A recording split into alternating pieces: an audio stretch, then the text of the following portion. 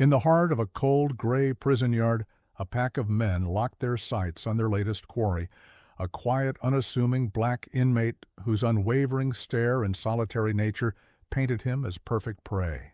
To them, he was simply the next victim in line, a man already stripped of his liberty, his dignity, a soul too fractured by the system to even consider fighting back. But, appearances can be so very deceiving. The man they were conspiring to break was far from an ordinary prisoner. Once the most formidable Delta Force commander in the military, he had spearheaded clandestine missions deep into hostile territories that other soldiers wouldn't even dare to dream of.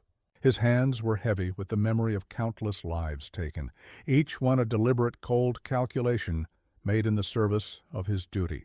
Now, framed for a transgression he did not commit, he had become a mere chess piece in a much grander scheme, and this gang was the hired hand meant to ensure he never lived long enough to unravel the truth. Their first critical error was in believing he was an easy mark. Their second, and far more fatal mistake, was in compelling him to react. As the gang methodically escalates their campaign of threats, the prison's delicate ecosystem begins to warp and shift, preparing the ground for a violent confrontation that will send shockwaves far beyond these confining walls. This is not merely a struggle for survival. It is a profound reckoning, one destined to lay bare the corruption that courses through the very veins of the system and to remind every soul watching that even in the most desolate of places, there are men who simply refuse to be broken. The thunderous clang of the cell door echoed violently through the block, a percussive, sharp reminder of the stark reality Kalen Wraith Rook now confronted. Inside the dimly lit enclosure, he stood perfectly still, his formidable frame seeming to consume the small space. His eyes, sharp and intensely calculating, swept over his new surroundings, the walls, stained with the neglect of countless years, the pervasive scent of sweat and hopelessness hanging thick in the air. It was a universe away from the clean precision and rigid discipline of his Delta Force days. He drew a deep, centering breath, his mind instantly pulling him back to the mission that had once defined his entire career. In the sweeping deserts of Afghanistan, they had called him the Wraith, a man who could move without being seen, strike with surgical precision, and vanish without leaving so much as a whisper behind. His comrades had once placed their very lives in his hands. Now here he stood, utterly betrayed by the nation he had sworn a solemn oath to protect, framed for a crime that was not his own. Kalen sat on the very edge of the metal cot, the thin, worn mattress groaning beneath his weight. His fingers traced the cold steel of the bed frame as his thoughts drifted to his family, his mother's radiant, proud smile when he would return home in his uniform, the neatly folded flag from his father's military funeral, which remained tucked away in a box he never found the courage to open. Those memories were the anchor in his storm, but the crushing weight of this present moment pressed down on him, heavy and relentless. Through the small, reinforced window set in the cell door, he could observe the other inmates as they moved through the block. Tattoos were declarations of allegiance. Body language was a broadcast of intent. The stark lines between predator and prey were drawn with brutal clarity, and Kalen knew precisely where he stood, as a target. Whispers had already found their way to him. The Crimson Vipers, the self-appointed kings of the yard, had developed a keen interest in him. He didn't yet understand why, but he knew it was a harbinger of something terrible. Their intense stares during mealtimes, the subtle gestures aimed in his direction, it all spoke of a violence simmering just below the surface, waiting to boil over. Kalen clenched his fists, his knuckles turning a stark white. "I faced worse," he whispered to himself, the words barely a breath. But even as he tried to reassure himself, a question gnawed at him relentlessly. How long could he possibly last in this place before his enemies decided to strike? The door's observation panel slid open with a grating sound, and a guard's indifferent face materialized. "Visitor," the guard stated flatly. Kalen rose, his mind already shifting gears. It had to be Alara. Maybe she had found answers. Maybe she carried some hope. Or perhaps this visit would only serve to deepen the profound mystery surrounding the betrayal that had led him to this cage. Kalen sat in the visitation room, his broad shoulders slightly slumped as he gazed at the thick glass that separated him from Elara Quinn. She was his lifeline, the one person on the outside battling to vindicate his name. But as her sharp eyes meticulously studied him, he knew she could see the fractures he was trying to hide. He wasn't the unshakable Delta Force commander she might have envisioned. Not in here. Not now. Elara leaned forward, her voice low yet urgent. Kalen, I've been pulling on every thread I can find. The case against you is riddled with holes, but it's going to require time to expose them all. Until then, your only mission is to stay alive. Kalen's jaw tightened, his hand resting on the cool steel table. Alive? You have no idea what this place is truly like, Elara. Every corner I turn, every breath I take, I can feel it. This isn't like a battlefield where you know who the enemy is. In here, they are everywhere. Elara frowned, her pen poised over the notepad in her lap. The Crimson Vipers, they're watching me, Kalen admitted, his voice dropping to a near whisper. Sizing me up. It's only a matter of time before they make their move. His gaze faltered for just a second, his composure slipping. I've seen what they do to men in here, Elara, and I don't know if I'm ready for it. Her expression softened, the usual sharp edge of her resolve giving way to genuine concern. Kalen, you've stared down worse than these thugs. You've led missions that no one else would even dare to attempt. You are one of the strongest men I have ever met. Out there I had a team. I had control. His voice wavered slightly, and he clenched his fists again. In here, I'm alone. I've seen strong men break in this place. I can't let that happen to me. Elara's hand hovered over the glass, an unspoken gesture of connection. You won't break. I know you won't, but you have to promise me something. If they come for you, you fight. You do not give them the satisfaction of seeing you afraid. Kalen's eyes met hers, the fear receding as a flicker of resolve took its place. I'm trying, Elara, but this place, it's a different kind of war. There is no honor here, no rules. Elara nodded slowly. I know it's not fair. I know this isn't where you belong, but you have to hold on. The truth is out there, and I will find it. You didn't sabotage that pipeline, Kalen, and we are going to prove it. He exhaled sharply, the weight of her words both a comfort and a suffocation. They frame me for a reason. Someone powerful wanted me gone, and they're not going to just stop.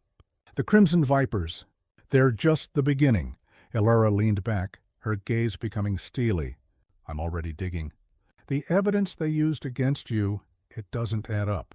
I've uncovered discrepancies in the witness statements, missing files, and the warden. She paused, her voice dropping. He's not clean. There's money moving through his accounts that has no business being there. Kalen raised an eyebrow. You think the warden's involved? I'm not certain yet, but someone inside this prison is keeping tabs on you, and it's not just the gang, Elara replied. If I can find the connection, I can blow this entire case wide open. But you need to give me time. The door behind Kalen creaked open, and the guard stepped inside. Time's up, the guard said gruffly. Elara's voice softened. Kalen, listen to me. You are not alone in this. I'm with you every single step of the way. Stay strong. Fight back if you must. But do not lose yourself in here. He stood slowly, towering over the table as he prepared to leave. Before turning away, he met her gaze one last time. Just promise me you'll find out who did this. I need to know why they chose me, why they wanted me erased. Elara gave him a firm nod. I will. I won't stop until I get answers. And Kalen, you possess more strength than anyone in this place. Don't you let them forget that. As Kalen walked back toward his cell, her words echoed in his mind. Strength, fight, survive. But even as he desperately tried to cling to those ideas, the truth gnawed at him. This place was wearing him down, piece by agonizing piece, and the Crimson Vipers were circling, just waiting for the moment he would finally slip. The mess hall was a chaotic symphony of clattering trays, muffled conversations, and the occasional burst of laughter that never quite reached Kalen. He sat alone at one of the worn metal tables, his back instinctively against the wall, his sharp eyes constantly scanning the room. It wasn't paranoia. It was the art of survival.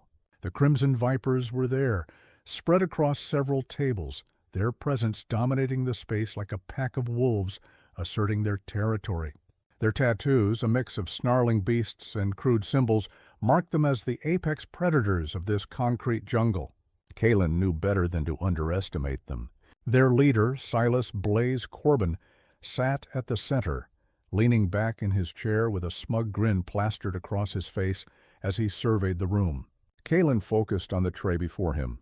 Overcooked pasta, something that vaguely resembled bread, and watery beans. He ate slowly, forcing each bite down as his instincts screamed at him to remain on high alert. Every movement, every sound, was meticulously catalogued in his mind. "Hey, Rook," the sharp voice sliced through the din, and the room seemed to fall slightly quieter. Kalen didn't look up right away. He knew better than to grant them that satisfaction. But when the voice came again, closer this time, he raised his head. Blaze was standing a few feet away, his gang flanking him like hyenas circling their prey. "What's the matter, soldier boy? Food not up to your high standards?" Blaze sneered, loud enough for others to hear. Kalen met his gaze, his expression placid but unyielding. "Just trying to get through my meal in peace." Blaze let out a laugh, a sound that carried more threat than humor. "Peace? You think there's peace in here?" He leaned forward, resting his hands on the table as his gang closed in behind him. "You're in the jungle now, Rook, and in the jungle, the weak get eaten alive." Kalen didn't flinch, but his hand subtly tightened on the edge of the tray. "If that's meant to frighten me, you're going to have to try harder." The room seemed to hold its collective breath, the tension thick enough to choke on. Blaze's smirk wavered for a split second before returning, sharper this time. He straightened up, motioning to one of his men, a wiry man with a crooked nose who stepped forward. "You hear that, boys? Rook thinks he's tough. Let's see just how tough he is." Crooked Nose reached out, snatching the bread from Kalen's tray and taking a dramatic bite. "Ain't bad, huh?" The gang laughed, the sound echoing through the hall like a cruel taunt. Kalen's jaw tightened, but he remained still.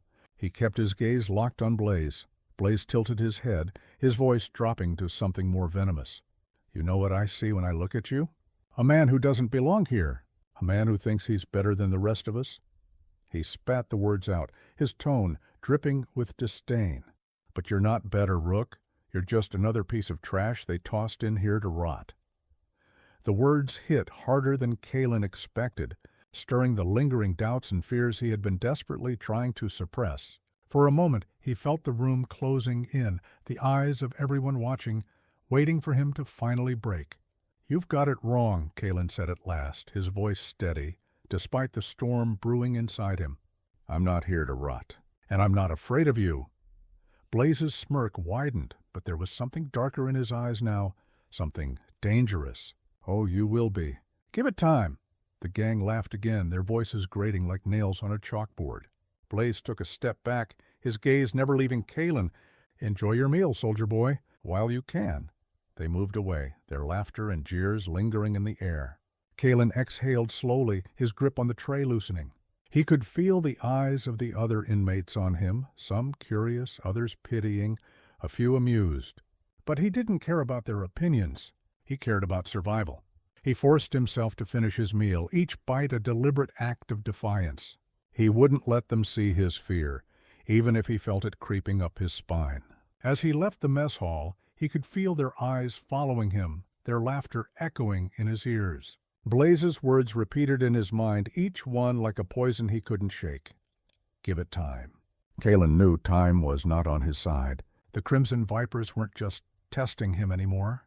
They were making their move, and in this jungle, he would have to rely on every single ounce of his training just to survive.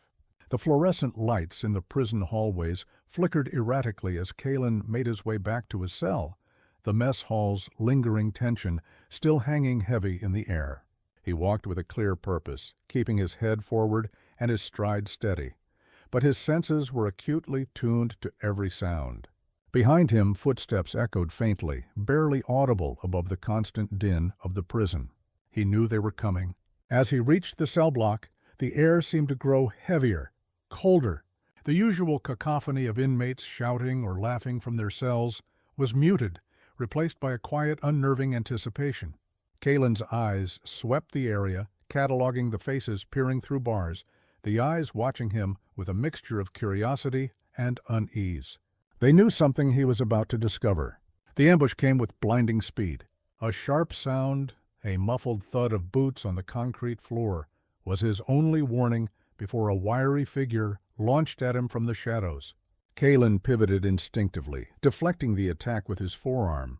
The impact jarred his arm, but his training immediately took over, every movement precise and brutally efficient.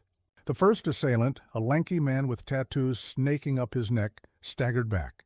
But two more rushed in to fill the gap. One went low, aiming to tackle Kalen, while the other swung a sharpened toothbrush aimed directly at his side.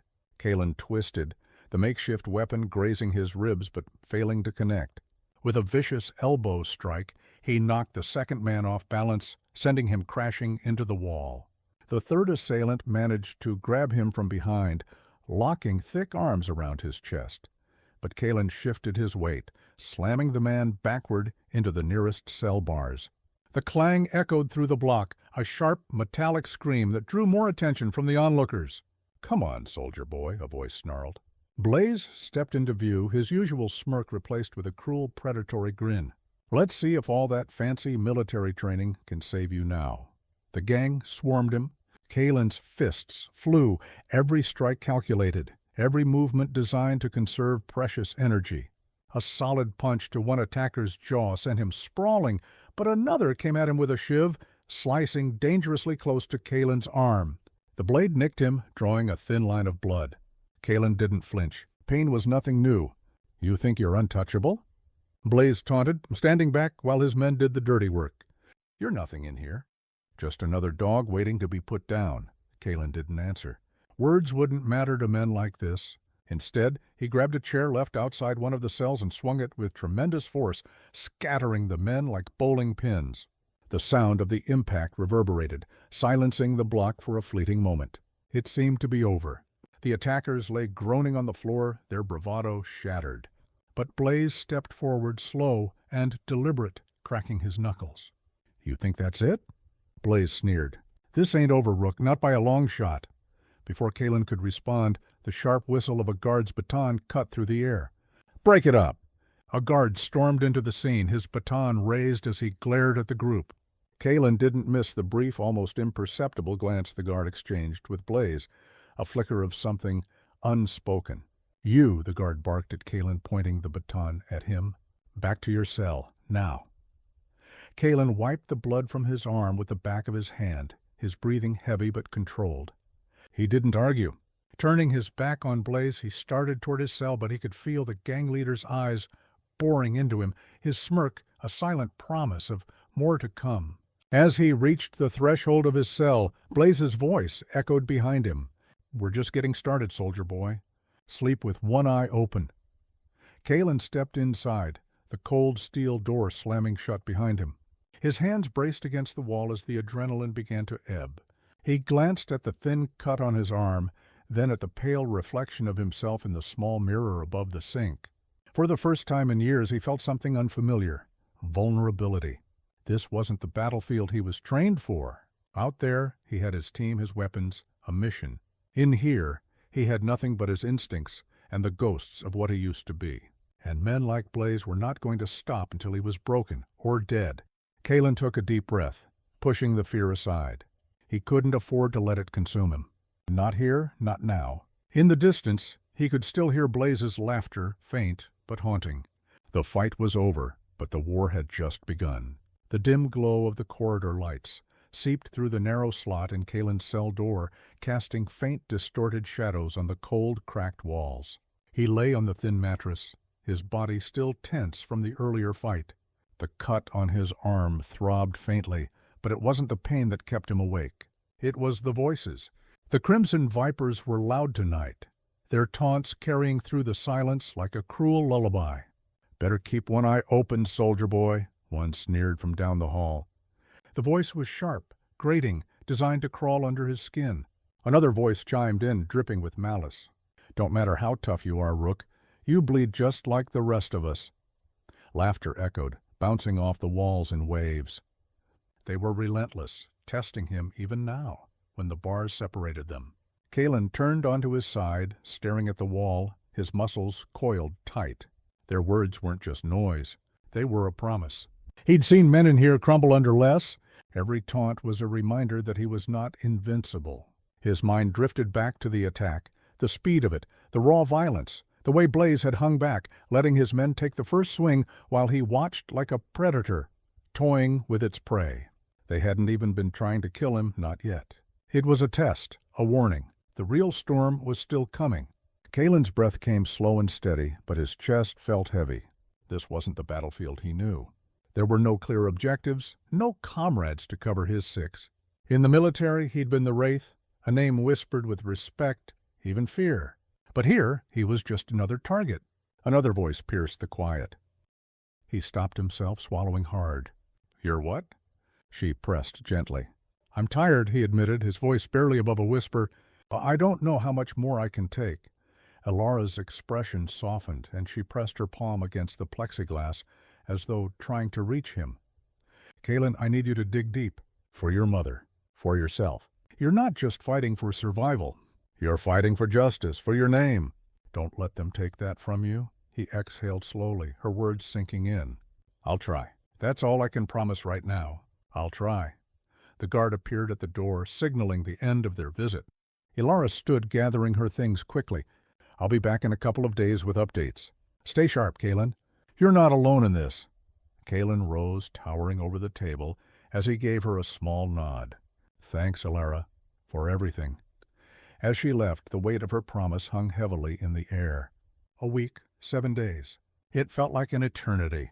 As Kalen walked back to his cell, the faint laughter of the Crimson Vipers echoed from somewhere down the corridor, a haunting reminder of the danger that loomed over every moment. He didn't know if he could survive another week, but he'd have to try. The cell was quiet, the hum of the fluorescent lights overhead, the only constant sound. Kalen sat on the edge of his thin mattress, staring at the concrete wall in front of him. Elara's words lingered in his mind. "You just need to last one more week." But in here, a week was a lifetime. A week meant enduring more threats, more taunts, and possibly another attack. He couldn't just sit and wait. He needed to act. Kalen's hands rested on his knees, his fingers twitching as he thought. His training had always been about preparation, anticipating the enemy's moves and staying one step ahead.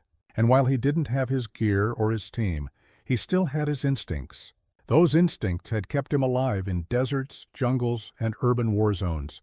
They'd have to work here, too.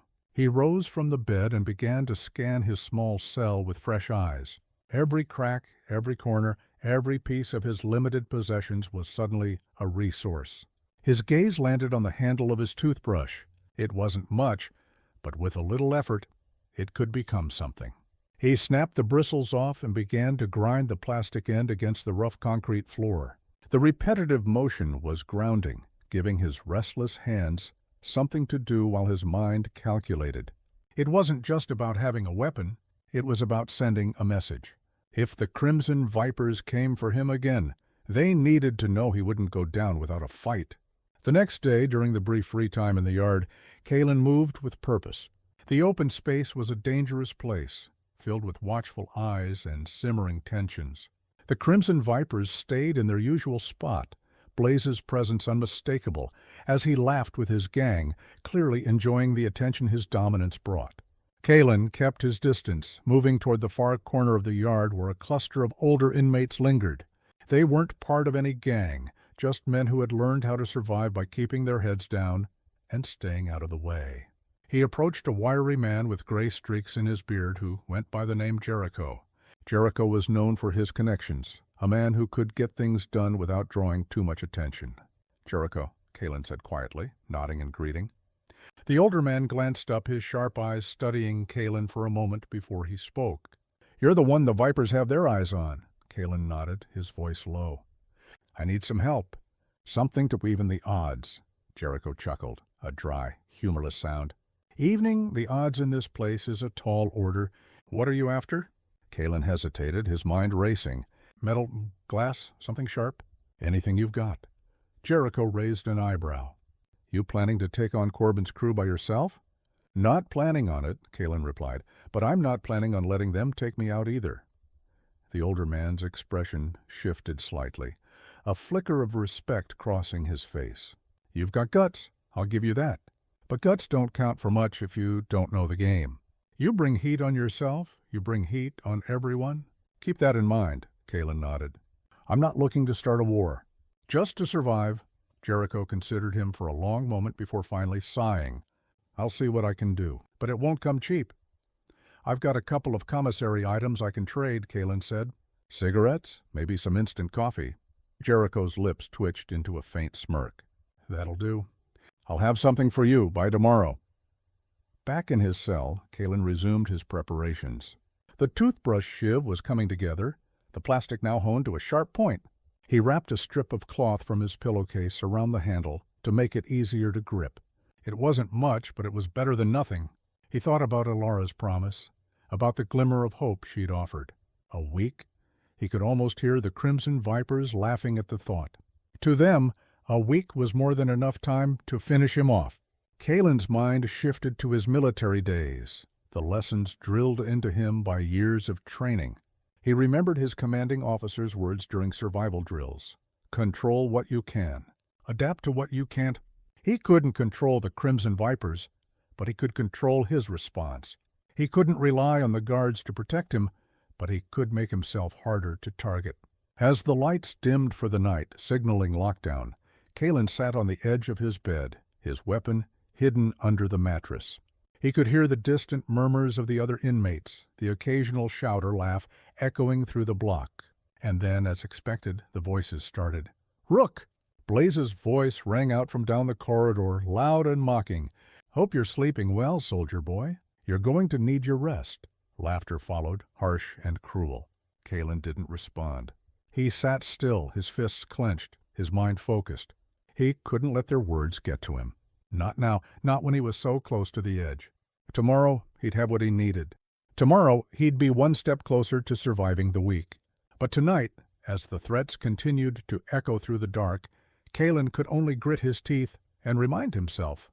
Just one more day. Just one more fight. The next day, the sun beat down on the yard, casting long shadows across the cracked concrete. Kalen stood near the far corner, his back against the chain-link fence. The warmth of the sun on his skin was a faint reminder of life outside these walls. But the weight of the stairs around him quickly brought him back to reality. The Crimson Vipers were moving. Kalen had been watching them for the past 20 minutes. Blaze and his crew weren't subtle, their movements deliberate as they prowled the yard, keeping him in their line of sight. The gang spread out, creating a net that slowly tightened as they closed in on him. It was a calculated maneuver designed to make him feel trapped. Blaze was the last to approach, his steps slow and purposeful, his smirk etched with cruel confidence. The gang fell in behind him, their tattoos gleaming with sweat, their sneers full of malice. The yard had grown quieter as other inmates turned their attention toward the unfolding scene. No one dared intervene, but all eyes were on Kalen. Blaze stopped a few feet away, his hands in his pockets, his head tilted slightly as he studied Kalen. "Rook," he said, dragging out the name like it was a joke. "I got to hand it to you. You've got guts, standing out here like nothing's coming." Kalen's gaze was steady, his posture calm but ready. "I'm not looking for trouble," Blaze chuckled, a low menacing sound. "Oh, but trouble's looking for you, soldier boy. You see, there's a balance in this place. Everyone knows their place, except you. You've been walking around like you're untouchable, like you're better than the rest of us." Kalen's hands remained at his sides, but his fingers twitched slightly, ready to move if necessary. "I don't think I'm better than anyone. I just want to do my time and get out." The smirk on Blaze's face widened, but his eyes darkened. "Do your time? That's cute. Problem is, you're not going to get that far. Tonight," he leaned in closer, his voice dropping to a near whisper, "tonight's the night you die." The words hung in the air, heavy and suffocating. Kalen's stomach tightened, but he refused to let it show. He met Blaze's gaze head on, his voice steady. "You sure you want to make that move?" Blaze laughed, stepping back and motioning to his crew. "Oh, we're sure? And you know what? I'm going to enjoy every second of it. You think that military training's going to save you? This ain't a war zone, Rook. There's no team, no backup. Just you and us." One of Blaze's men, a stocky thug with a jagged scar across his cheek, stepped forward. "Hope you said your prayers, soldier boy. You're not making it through the night." The others laughed, their voices a chorus of cruelty. Kalen stayed silent, his eyes scanning their faces, cataloging their movements, their tells. They were trying to rattle him, to make him slip. Blaze leaned in again, his voice dripping with venom. "You can try to run. You can try to fight, but no one's coming to save you. And when it's over, when you're lying on that cold, hard floor, bleeding out, I'll make sure you know exactly who did it." Kalen felt the weight of their words pressing down on him, but he forced himself to stay calm. Fear was a weapon, and he couldn't let them use it against him. Instead, he tilted his head slightly, his voice low and measured. "You'd better make it count, because if I'm still standing by morning, I'll make sure none of you forget it." Blaze's smirk faltered for the briefest moment, but it returned quickly, sharper this time. "How's it feel, war hero? Being locked up with the scum you thought you were better than?" Kalen's jaw tightened. The words stung more than he cared to admit. He closed his eyes, forcing his breathing to steady, but even in the silence of his mind, the voices followed.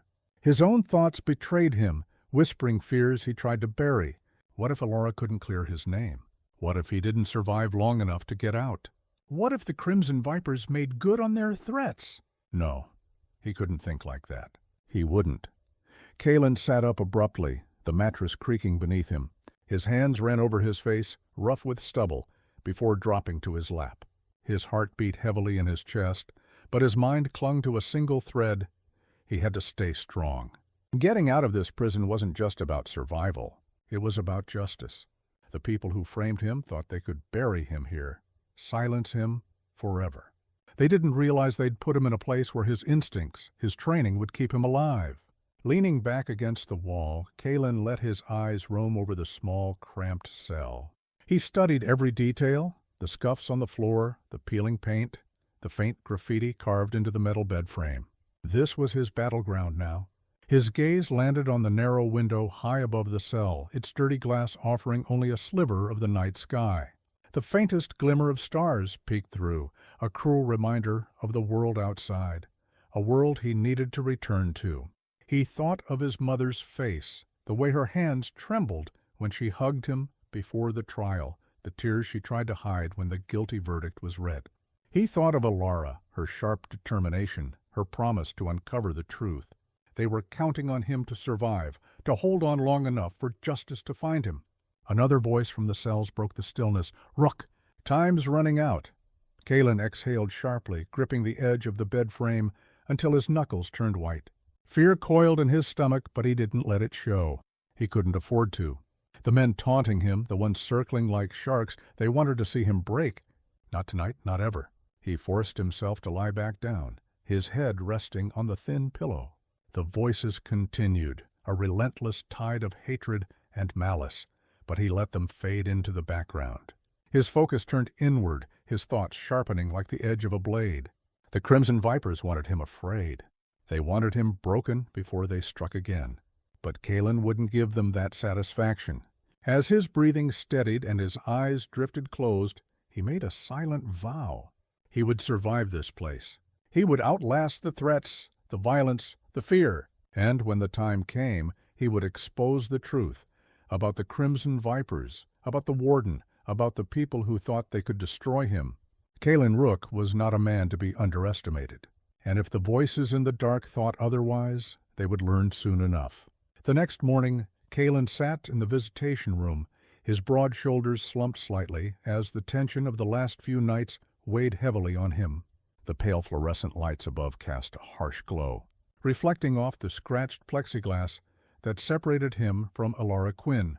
Her sharp, determined eyes locked onto his, but the look in his own was harder to read, strained, distant, shadowed by a fear he wouldn't admit aloud. Elora adjusted her glasses and leaned closer to the small metal speaker built into the table. "Kalen," she began, her voice steady but brimming with urgency, "I've got some good news." His eyebrows lifted slightly, but the guarded expression on his face didn't shift. "Good news?" he echoed, his voice low and rough, tinged with exhaustion. She nodded. "I found a way to fast-track your appeal. The discrepancies in the evidence, the missing files. It's too much for the judge to ignore. If all goes well, I think I can get you out of here in a week." For a moment her words hung in the air, like a lifeline tossed to a drowning man. Kalen wanted to reach for it, to let hope take root. But as quickly as the feeling came, it was smothered by the cold, relentless reality of where he was. "A week," he said quietly, almost to himself. He leaned back in his chair, his hand rubbing at the back of his neck. "Alara, I don't know if I can make it another week in this place." Her expression faltered, the resolve in her eyes softening. "Kalen, you're one of the strongest people I've ever met. You've survived things most people can't even imagine. You can make it." He shook his head, his voice trembling slightly as he spoke. "This isn't the battlefield, Alara. Out there, I had my team, my weapons, a mission.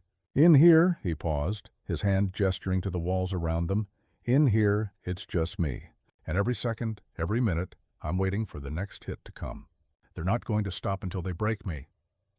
Alara's lips pressed into a thin line, her fingers tightening around the notepad in her lap. "The Crimson Vipers," he nodded grimly. "They came at me last night. It wasn't a full assault. It was a warning. Blaze made sure I knew what's coming. And the worst part? They're enjoying this. The taunts, the games. They know I'm a target, and it's only a matter of time before they finish the job." Alara leaned forward, her tone shifting from empathetic to resolute.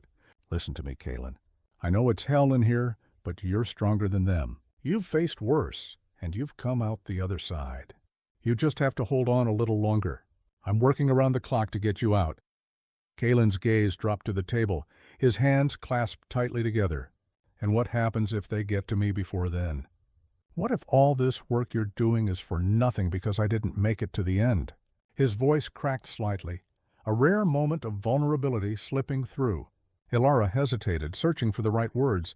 "That's not going to happen," she said firmly, though even she couldn't hide the flicker of doubt in her eyes. "I'll figure something out. Maybe I can push for you to be moved to solitary for protection. Or get the warden to put you in a safer block." Kalen let out a hollow laugh, shaking his head. "The warden doesn't care, Alara. If anything, I think he's part of the reason I'm in here in the first place. Solitary just makes it easier for them to get to me without anyone noticing." Her shoulders sagged slightly, the weight of his words hitting her. "Then you have to stay vigilant. Keep your head down. Don't engage unless you absolutely have to. You just need to last one more week." Kalen met her gaze, his eyes filled with something between frustration and desperation. "You say that like it's easy. Every time I close my eyes, I hear them. Every step I take, I feel them watching. They're waiting, Alara, waiting for me to slip. And we'll see about that, Rook. Tick-tock." With that, Blaze turned and walked away, his crew following like a pack of wolves retreating after marking their prey. The yard slowly returned to its usual rhythm, but the tension lingered, thick and suffocating. Kalen stood still for a moment, his mind racing. The threat wasn't empty. He could see it in their eyes, hear it in their voices. Tonight they were coming for him. And if he wasn't ready, it would be the end. As he walked back to his cell, he clenched his fists, his jaw tightening. He'd faced death before, but this felt different. There was no mission, no greater cause, just survival.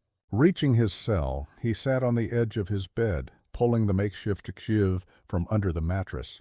He ran his thumb along the edge, testing its sharpness. It wasn't perfect, but it was all he had. Kalen leaned back against the wall, his eyes closing briefly, as he took a deep breath. He wasn't just fighting for himself. He was fighting to get out, to prove his innocence, to take back the life that had been stolen from him. Tonight, the Crimson Vipers would come, and when they did, Kalen Rook would be ready. The echo of running water filled the shower room, steam rising in thin, ghostly wisps from the tiled floor. Kalen stood beneath one of the spigots, the lukewarm water cascading over his shoulders. The room was quiet, too quiet. There was no chatter, no background noise of shuffling feet or idle banter. The usual hum of prison life was replaced by a tense, eerie stillness that set his nerves on edge. He turned slightly, his eyes scanning the room. The rows of shower heads stretched out, the white tiles stained and cracked with years of neglect. No one else was in here. That alone was unusual. His instincts screamed at him to leave. But before he could act, the sound of heavy boots echoed from the entrance. He turned sharply, water dripping from his hair, and saw them, Blaze and the Crimson Vipers. There were 6 of them, their silhouettes cutting through the steam like specters. Blaze was at the front, his smirk wide and cruel, his hands casually in his pockets, as if this was just another day in the yard. "Rook," Blaze drawled, his voice echoing ominously in the confined space. "Guess you didn't get the memo. Shower time's been rescheduled. Just for you." Kalen didn't respond, his eyes darting toward the entrance. 2 of Blaze's men moved to block the only exit, their broad frames filling the doorway. Blaze tilted his head, feigning disappointment. "What's the matter, soldier boy? You're not running already, are you?" Kalen stepped back slowly, his bare feet gripping the wet tiles as his mind raced. He was cornered, outnumbered, and unarmed, except for the shiv he'd hidden beneath the waistband of his prison pants. Blaze's smirk widened as he stepped forward. "We told you this was coming, didn't we? Tonight's the night, Rook. Let's see how tough you really are." The first man lunged, a wiry figure with a scar running down his cheek. Kalen reacted instinctively, sidestepping the attack and driving an elbow into the man's ribs. The attacker grunted, stumbling back, but before Kalen could follow up, another came at him from the side. The punch caught Kalen in the jaw, sending him reeling. He staggered, barely managing to keep his footing, as the room seemed to close in around him. "Not so tough now, huh?" One of the gang members sneered, his voice cutting through the steam. Kalen didn't answer. He shook off the hit, his vision clearing just in time to see the next attacker, a stocky man with tattoos covering his neck, charging at him. Kalen ducked low, driving his shoulder into the man's stomach and slamming him into the wall. The impact sent a sickening thud through the room, but Kalen didn't have time to celebrate. Another pair of hands grabbed him from behind, yanking him backward. He twisted, his elbow connecting with the attacker's face, but the man held on, his grip like a vice. Blaze watched from a distance, leaning casually against the wall. "This is pathetic," he said, laughing. "Come on, Rook, show us that military training. Or was all that talk just hot air?" Kalen growled, pulling the shiv from his waistband. The sharp edge gleamed briefly in the dim light as he slashed at the arms holding him. The man yelped, letting go, and Kalen spun around, his breathing heavy, his body coiled and ready. But the gang didn't falter. They moved as one, circling him, their movements deliberate and practiced. This wasn't a random ambush. They'd planned this. The next attack came from his left. Kalen swung the shiv, the plastic edge, slicing through the steam, but the attacker dodged, landing a punch to Kalen's ribs. Pain shot through him, but he didn't stop. He drove his shoulder into the man, sending him sprawling to the floor only to be grabbed again by another. They were overwhelming him, their numbers and coordination pressing him into a corner. Blaze finally stepped forward, cracking his knuckles. "Let me show you how it's done, boys." Blaze's punch came fast and hard, catching Kalen in the side of the head. The world spun for a moment, and Kalen fell to his knees.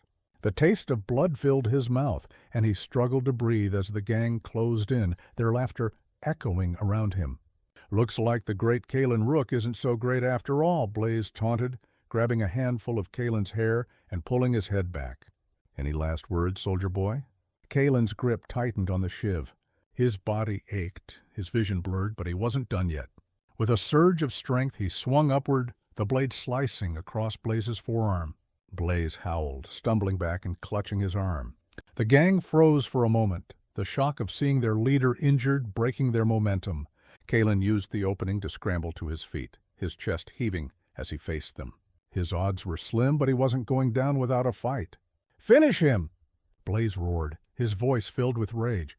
The gang surged forward again, and Kalen braced himself, his heart pounding as the fight descended into chaos. Kalen's back hit the cold tiles, his ribs screaming in protest as he struggled to stay upright. The Crimson Vipers swarmed him like a pack of wolves, their movements relentless and brutal. The shiv in his hand was his only lifeline, its sharp edge slashing through the steam-filled air, keeping them just far enough away to avoid being overwhelmed. Blaze barked orders from the corner, his face twisted in rage as he clutched the bleeding gash on his forearm. "Don't let up. He's nothing. Take him down!" The largest of the gang lunged at Kalen, his bulk a wall of muscle and momentum. Kalen sidestepped, driving the shiv into the man's shoulder. A howl of pain echoed through the room as the attacker stumbled, but another gang member was already on Kalen's back, his arm locking around Kalen's throat. Kalen gritted his teeth, his vision narrowing as he felt the pressure cutting off his air. He slammed his head backward, the back of his skull connecting with the attacker's nose. The satisfying crunch of cartilage gave him just enough space to break free, spinning around and landing a hard punch to the man's jaw. But there were too many of them. A sharp kick to his side sent Kalen sprawling to the ground, the shiv skittering across the wet tiles, out of reach. He gasped for air, his muscles burning as he tried to crawl toward the weapon. "Not so tough now, are you?" one of the gang members sneered, delivering another kick to his ribs. Kalen curled inward, protecting himself as best he could, but the blows kept coming. His mind raced, desperate for a way out, for any opening he could exploit. But the gang was relentless, their attacks coordinated and merciless. Blaze stepped forward, his boots splashing in the puddles on the floor. He crouched next to Kalen, his grin predatory. "This is what happens when you don't know your place. Rook, you're just another piece of meat in this place, and now you're going to bleed like one." Kalen tried to move, but a heavy hand pressed him back down. His breaths came in ragged gasps, his body screaming in pain. He felt the cold edge of a shiv press against his neck, the weight of his situation crushing down on him. And then, like a thunderclap, the sound of a baton striking metal shattered the chaos. "Back off!" a voice roared, commanding and unmistakable. The gang froze, their heads snapping toward the entrance. Standing there, baton in hand and fury in his eyes, was Marcus Cole, the guard who'd served under Kalen during his Delta Force days. "What the hell's going on in here?" Cole bellowed, stepping into the room with authority. His presence alone seemed to shift the dynamic, the gang hesitating as they weighed their next move. Blaze's smirk faltered, but he quickly masked it with bravado. "This doesn't concern you, Cole. Walk away." Cole's baton struck the tiles with a loud crack, the sound reverberating through the room. "I said back off. Or do you want me to call in every guard on this block and have you all dragged out of here in cuffs?" The gang exchanged uneasy glances, their confidence wavering. Blaze's jaw tightened, his hands curling into fists as he stared Cole down. "You think you can protect him?" "This ain't over." Cole took another step forward, his baton at the ready. "You're right, it's not. But if you don't get out of here right now, I'll make sure it's over for all of you. Permanently." Blaze hesitated, his pride warring with his sense of self-preservation. After a tense moment, he motioned to his crew. "Let's go." The gang retreated, their footsteps echoing as they disappeared into the corridor. Blaze lingered for a second longer, his glare fixed on Kalen. "This ain't over, Rook, not by a long shot." Cole waited until the last of them was gone before rushing to Kalen's side. "Jesus, Kalen," he muttered, crouching down to help him sit up. "They really did a number on you." Kalen coughed, tasting blood, but he managed a faint smirk. "I've had worse." Cole shook his head, his expression tight with anger. "You shouldn't even be here. You don't belong in this place." Kalen's eyes met Cole's, the weight of his situation reflected in his gaze. "Tell me something I don't know." Cole helped him to his feet, his grip steady. "Come on, let's get you cleaned up." And Kalen, "Keep that shiv close. They'll be back." Kalen nodded, his body aching with every step as they left the shower room. The fight wasn't over, not by a long shot. But for now, he was still standing. And as long as he was standing, he wasn't going down without a fight. Kalen sat on the edge of his bed, his ribs aching with every shallow breath. His head rested against the cold concrete wall, his swollen knuckles still faintly stained with blood from the fight. The dim light above flickered intermittently, casting shadows that danced across his bruised face. He closed his eyes, the events of the shower room replaying in his mind. He could still feel the weight of Blaze's hand on his neck, the searing pain of every punch, the certainty that he wasn't going to leave that room alive. A sharp knock on the bars of his cell startled him, his eyes snapping open. He instinctively tensed, his body coiling as if ready for another attack. But when he looked up, he saw Marcus Cole standing there, his expression unreadable, but his presence steady. "Cole," Kalen said, his voice hoarse. Cole glanced up and down the corridor, ensuring no one was watching before stepping closer to the bars. "You all right?" Kalen exhaled, his shoulders relaxing slightly. "Oh, been better." Cole leaned against the bars, his baton tucked under his arm. "I had a feeling they'd come at you sooner or later. Blaze doesn't let anyone make him look weak. And you cut deep, literally and figuratively." Kalen smirked faintly, but the pain in his side turned it into a grimace. "Thought that was it for me, if you hadn't shown up." His voice trailed off, the weight of what could have been settling over him. Cole nodded, his jaw tightening. "You were holding your own longer than most would have. But let's not sugarcoat it. They had you, Kalen. They had you, and they're going to come again." Kalen rubbed a hand over his face, his fingers brushing against the bruises forming along his cheekbone. "Yeah, I figured as much." Cole lowered his voice, his tone grim, but tinged with regret. "Look, I can't do much. The warden's got his own rules, and most of the guards here don't care what happens to someone like you. They won't stick their necks out. Not for you, not for anyone." Kalen's stomach sank, the brief hope he'd felt flickering like a candle in the wind. But Cole continued, leaning in closer. "I'll do what I can. I'll keep an eye on Blaze and his crew. Try to keep them off you for a while. It's not much, but it's something." Kalen looked up at him, a faint spark of gratitude in his eyes. "Why are you doing this, Cole? You could have let them finish me off. No one would have blamed you." Cole hesitated, his gaze dropping for a moment. "Because I know who you are, Kalen. I know what you've done, the lives you've saved. Hell, I was one of them, back in Kandahar when things went sideways. You didn't leave anyone behind. You risked your life for your team, for me." Kalen blinked, the memory surfacing. A chaotic firefight, smoke and sand everywhere, Cole pinned down and screaming for help. Kalen had dragged him out, bullets whizzing past them, the heat of an explosion searing his back. "You didn't leave me," Cole said, his voice firm. "So I'm not leaving you." "Not now." Kalen's throat tightened, his usual stoicism cracking under the weight of Cole's words. For the first time in weeks, he felt something other than fear or anger, hope. "You don't know what that means to me," Kalen said quietly. Cole straightened, his grip tightening on his baton. "Don't thank me yet. Blaze and his crew aren't going to stop just because I showed up once. They're going to push harder, and you need to be ready. You've got to stay sharp." "Stay alive," Kalen nodded, his resolve solidifying. "I've been through worse. I'll make it." Cole offered a faint smile, though his eyes remained serious. "You're tougher than anyone in this place, Kalen. Just don't let them break you. And keep that shiv close. I can't be everywhere." Kalen managed a dry chuckle. "Already ahead of you." Cole stepped back, his gaze lingering on Kalen for a moment, before he turned to leave. "I'll check in when I can. Keep your head down." As the sound of Cole's boots faded down the corridor, Kalen leaned back against the wall, his hands resting on his thighs. For the first time since he'd been thrown into this hellhole, he didn't feel completely alone. He closed his eyes, exhaling slowly. The fight in the shower room had left him battered and shaken, but it hadn't broken him. And now with Cole in his corner, even if only quietly, he felt a glimmer of hope. "I can do this," Kalen whispered to himself, the words barely audible, but carrying a weight of determination. He wasn't out of danger yet, not by a long shot. But as long as he had someone on his side, someone who believed in him, he had a chance. And that was enough to keep him going.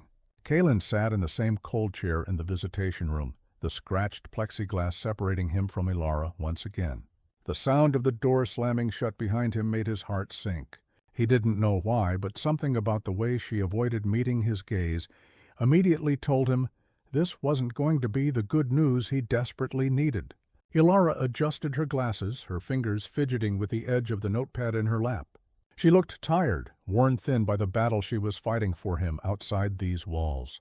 But it wasn't her weariness that mattered, it was the hesitation. "Ilara," Kalen said, his voice low and strained. "What's going on?" She let out a slow breath, finally meeting his eyes. "Kalen, there's been a delay." The words hit him like a punch to the gut. He felt the air leave his lungs, his chest tightening as his pulse quickened. A delay? What do you mean, a delay? Ilara leaned closer, her voice soft but urgent, trying to steady him. The judge wants more time to review the evidence we submitted. It's a good thing. It means they're taking it seriously. But it also means your appeal hearing has been pushed back. Another week. Kalen's hands clenched into fists on the table, his knuckles turning white. He couldn't stop the tremor in his voice. Another week? Ilara, I barely made it through the last one. You don't understand what it's like in here. They're not waiting. They're coming for me. Every day. I do understand, she said quickly, her voice firm but empathetic. I know how dangerous it is, Kalen. I'm doing everything I can to get you out, but this process takes time. I don't have time. Kalen snapped, his voice rising.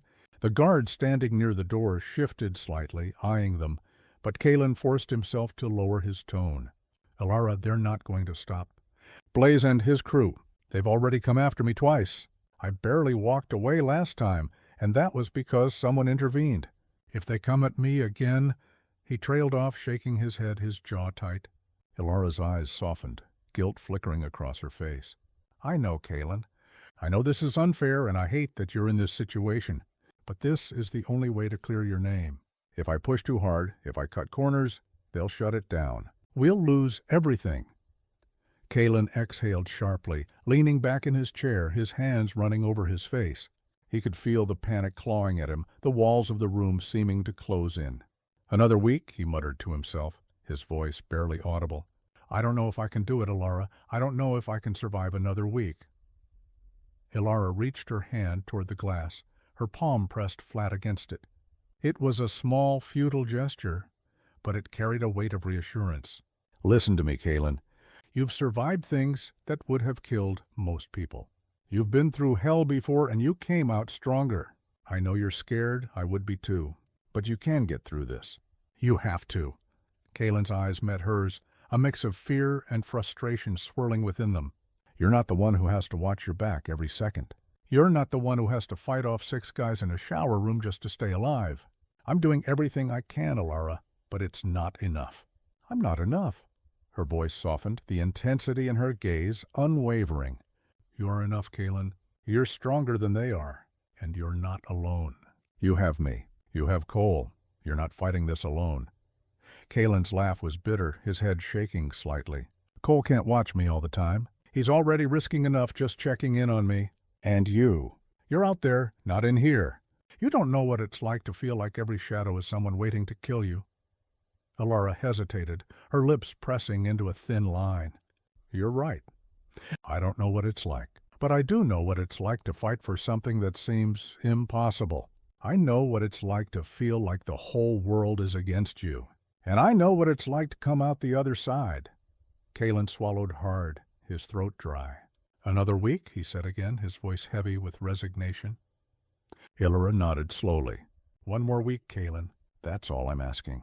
Hold on for 1 more week, and I'll get you out of this place. I promise. He leaned forward, his elbows resting on the table as he stared at the scratched plexiglass. I don't know if I believe in promises anymore, he said quietly. Ilara's expression didn't falter. Then believe in yourself. Believe in the man who survived everything this world has thrown at him. You can do this. The guard stepped closer, signaling the end of their visit. Ilara stood gathering her things, but her eyes never left Kalen's. I'll be back as soon as I can.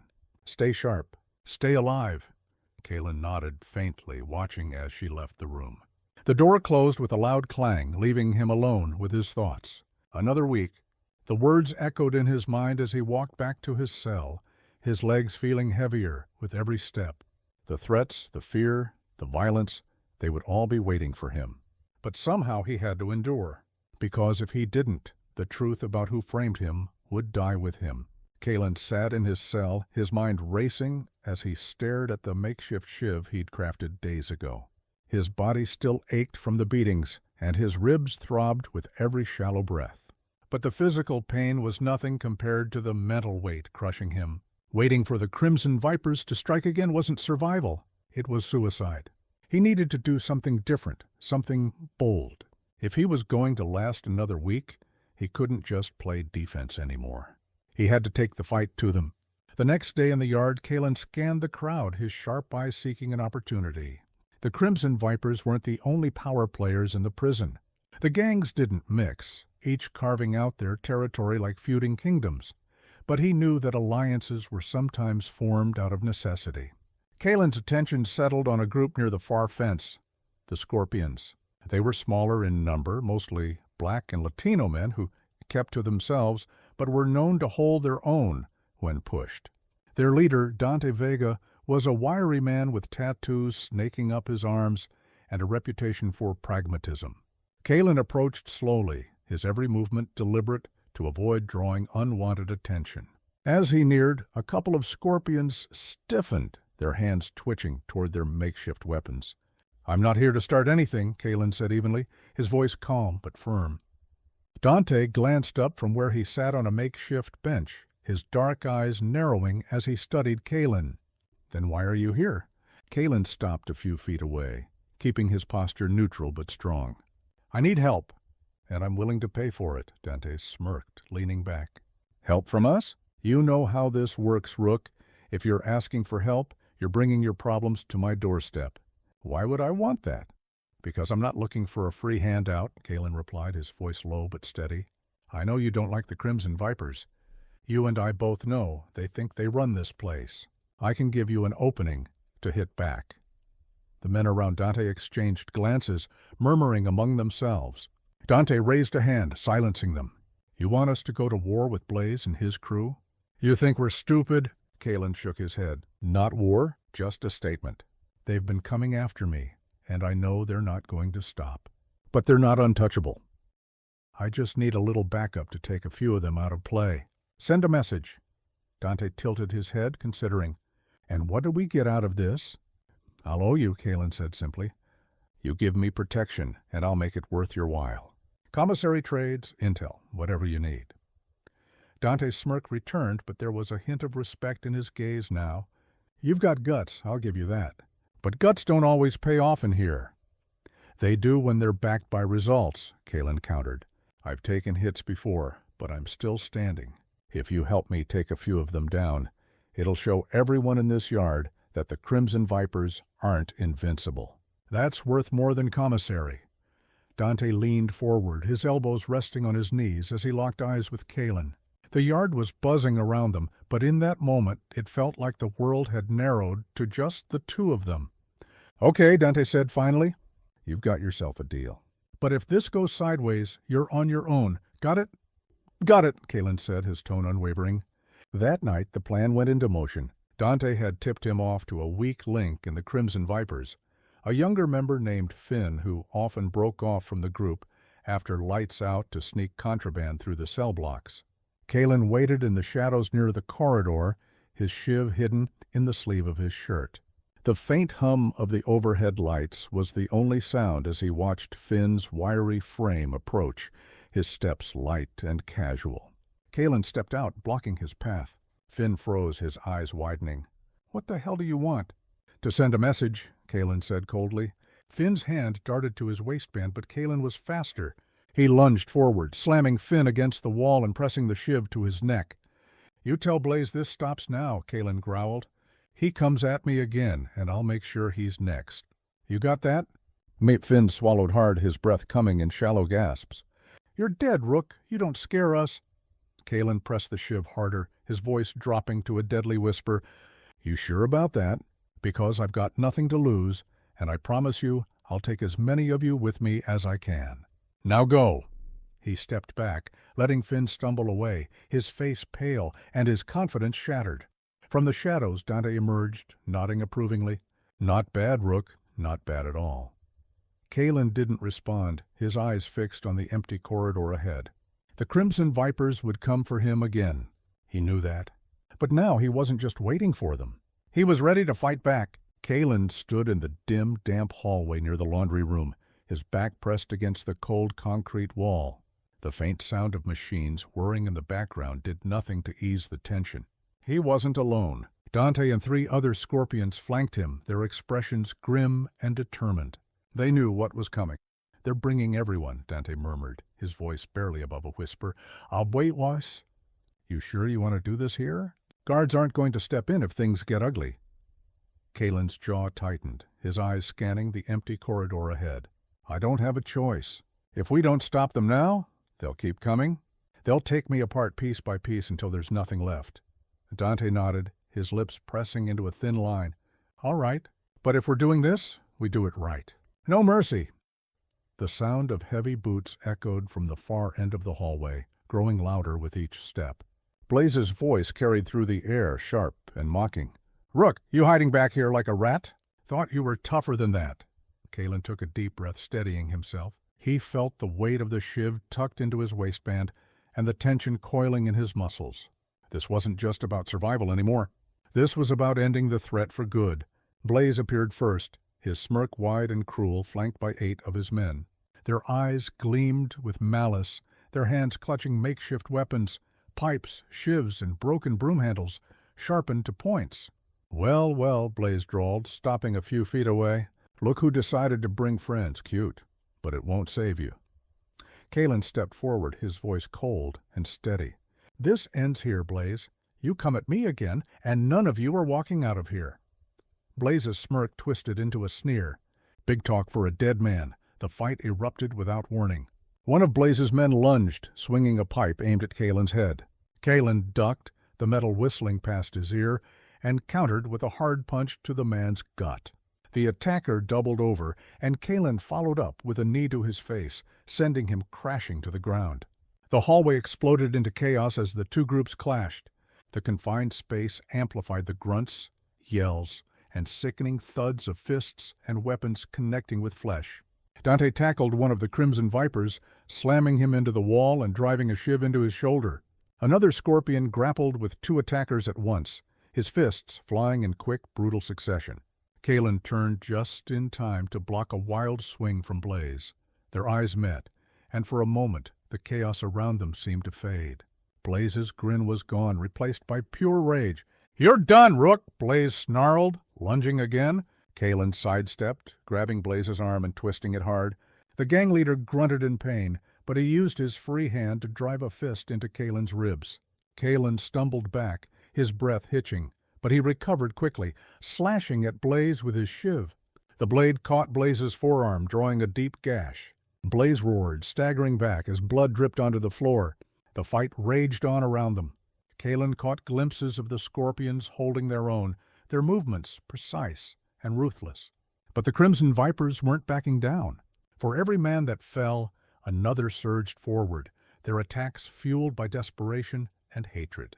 Kalen blocked a strike from one of the larger gang members, using his momentum to slam the man into the wall. The impact sent a dull crack through the air, and the man crumpled to the ground. Rook!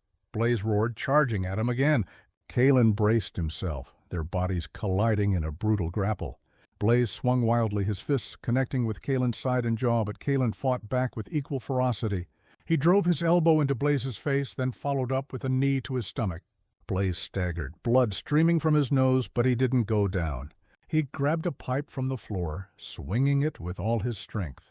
Kalen dodged, the pipe grazing his shoulder, and retaliated with a punch that sent Blaze reeling. Around them the hallway was a battlefield. Bodies littered the floor, groaning and bloodied. But the fight wasn't over.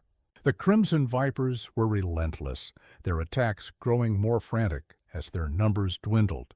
Kalen felt the strain in his muscles, the ache in his ribs, but he couldn't stop. He couldn't afford to. He knew that if he let up even for a second, they'd tear him apart. Keep going, Dante shouted, his voice cutting through the chaos. Kalen gritted his teeth, his focus narrowing on Blaze. He lunged, driving the shiv into Blaze's thigh. The gang leader screamed, dropping the pipe as he fell to one knee. It's over, Kalen said, his voice low and deadly. Blaze glared up at him, his chest heaving. You think this is over? You think you've won? Kalen didn't answer. He turned to face the remaining gang members, his stance steady, despite the pain radiating through his body. This ends now, he said, his voice echoing through the hallway. The Crimson Vipers hesitated, their confidence finally cracking. They exchanged uncertain glances, the fight draining out of them as they saw their leader on his knees, bleeding and beaten. The hallway was a battlefield, the air thick with the metallic tang of blood, and the sounds of groaning men. Kalen stood in the middle of the chaos, his chest heaving, his grip on the shiv firm, but his muscles trembling with exhaustion. Blaze was on one knee, clutching the wound in his thigh, blood seeping through his fingers. The Crimson Vipers were faltering. The confidence that had carried them into this ambush had shattered, replaced by fear and uncertainty. Kalen's voice cut through the tense silence, sharp and commanding. "This is your last chance. Walk away, or I'll make sure none of you leave this hallway upright." One of Blaze's lieutenants, a stocky man with a jagged scar across his cheek, stepped forward, his grip tightening on a broken pipe. "You think we're just going to roll over? You don't scare us, Rook." Kalen's gaze locked onto him, cold and unyielding. "Then step up and find out." The lieutenant hesitated, glancing back at his comrades. The hesitation cost him. Before he could react, Kalen closed the distance in a burst of movement, slamming his shoulder into the man's chest and driving him back into the wall. The pipe clattered to the ground as Kalen delivered a brutal punch to his gut, then another to his jaw, sending him crumpling to the floor. Blaze's remaining men hesitated, their resolve cracking. They'd never expected this. A single man outnumbered, turning their ambush into their defeat. But one of them, younger and desperate, charged at Kalen with a wild yell. Kalen sidestepped the attack, grabbing the man's wrist and twisting it sharply. The makeshift shiv the younger man had been holding fell to the ground, and Kalen drove his knee into the man's stomach before tossing him to the side. The Scorpions were still in the fight, keeping the rest of the Crimson Vipers at bay. Dante was a blur of motion, his shiv flashing as he disarmed one man and delivered a swift elbow to another's temple. The other Scorpions moved with practiced efficiency, their strikes precise and brutal. Blaze tried to rise, his face twisted in pain and fury. "You think you've won, Rook?" He spat, his voice hoarse. "This doesn't end here." Kalen turned to him, his expression hard. "No, it ends here. Right now." He stepped forward, grabbing Blaze by the collar and hauling him to his feet. Blaze swung a wild punch, but Kalen caught his wrist, twisting it until Blaze cried out. With a shove, Kalen slammed Blaze against the wall, pinning him there. "You brought this on yourself," Kalen said, his voice low and dangerous. "You could have left me alone. You could have walked away. But now you're going to pay for every threat, every attack, every man you sent after me." Blaze's defiance flickered, replaced by the faintest hint of fear. "You don't have the guts," he sneered, though his voice wavered. Kalen leaned in, his grip tightening. "Try me." With a sharp twist, Kalen drove his knee into Blaze's stomach, doubling him over. He let Blaze fall to the ground, coughing and gasping for air before stepping back. The hallway was littered with bodies, Crimson Vipers groaning and bleeding, their will to fight completely shattered. Dante and the Scorpions stood at the ready, but there was no need. The fight was over. Kalen surveyed the scene, his chest rising and falling heavily. Every muscle in his body ached, his ribs screaming in protest, but he stood tall. He'd done what he had to do. He'd sent a message. "To get them out of here," Kalen said, his voice firm but tired. The remaining Crimson Vipers scrambled to their feet, dragging their injured comrades away. Blaze was the last to move, his glare full of hatred, but his body too broken to do anything about it. "This isn't over, Rook," Blaze growled, as he limped down the hallway, blood dripping with every step. Kalen didn't respond, his focus already shifting. He knew better than to believe Blaze's threats were empty. But for now he'd won. Hours later, Kalen sat in the infirmary, his side heavily bandaged and his body resting against the stiff mattress of the cot. The nurse had scolded him for overexerting himself, but he barely heard her words. His mind was spinning, the adrenaline from the fight still coursing through his veins. The infirmary was quiet, a sanctuary compared to the chaos he'd just endured. For the first time in days, Kalen felt like he could breathe. He stared at the ceiling, his thoughts racing. He knew this wasn't the end. Blaze wouldn't stop, and the Crimson Vipers would come back stronger. But for now he had time. Time to recover, time to think, time to prepare. A faint smirk crossed his lips despite the pain radiating through his body. He'd survived. For now, that was enough. A few days later, Kalen sat in the hard plastic chair of the visitation room, exhaustion etched into every line of his bruised face. The fight with Blaze's crew had left him battered, and the relief of surviving was already fading as the reality of what lay ahead set in. Ilara Quinn walked in briskly, her sharp, determined gaze zeroing in on him. She hesitated for a fraction of a second when she saw his injuries, but quickly masked her concern. She sat down across from him, leaning forward, her voice calm but firm. "Kalen, I have good news. We've got the judge's decision. The appeal worked. You're getting out tomorrow." Kalen froze, her words hanging in the air. For a moment, all he could do was blink, the weight of the statement settling over him. "Tomorrow?" he asked, his voice slow, almost disbelieving. Ilara nodded. "It's official. They'll process you in the morning. By this time tomorrow, you'll be out of this hellhole." Relief washed over Kalen, but it didn't last long. His mind immediately shifted to the night ahead. "One more night," he muttered, more to himself than to her. Ilara picked up on his tone, her brows knitting together. "Kalen, you've already done the hard part. You just have to hold on a little longer." Kalen leaned forward, his hands clasped tightly together, his voice low and tense. "It's not that simple, Ilara. Blaze and his crew aren't just after me for kicks. We both know someone put them up to this." Ilara nodded slowly. "We know someone hired him. You don't have to prove that tonight, Kalen. Once you're out, I can dig into the details. You just need to survive." Kalen shook his head, his expression grim. "If I leave here without answers, it won't stop. Whoever hired Blaze won't just give up because I'm on the outside. They'll come after me again, and they'll be smarter about it next time. If I don't find out who it is and why they want me dead, I'll be looking over my shoulder for the rest of my life." Ilara leaned back in her chair, her lips pressing into a thin line. "And you think Blaze is just going to tell you?" "Kalen, that's not how this works. He'll never admit anything unless he's got a reason." "I'll give him a reason," Kalen said, his voice steady and cold. "Blaze thrives on fear, on power. If I can take that away from him, even for a second, he'll crack. He's too arrogant to keep quiet if he thinks he's already lost." Ilara frowned, worry flashing across her face. "Kalen, you've already taken so many risks. You've made it this far. Don't push your luck now." Kalen's jaw tightened. "This isn't just about me anymore, Ilara. It's about stopping whoever's behind this before they can ruin someone else's life, the way they ruined mine. I have to do this. Tonight." Ilara studied him for a long moment, her expression softening. "If you're going to do this, be smart about it.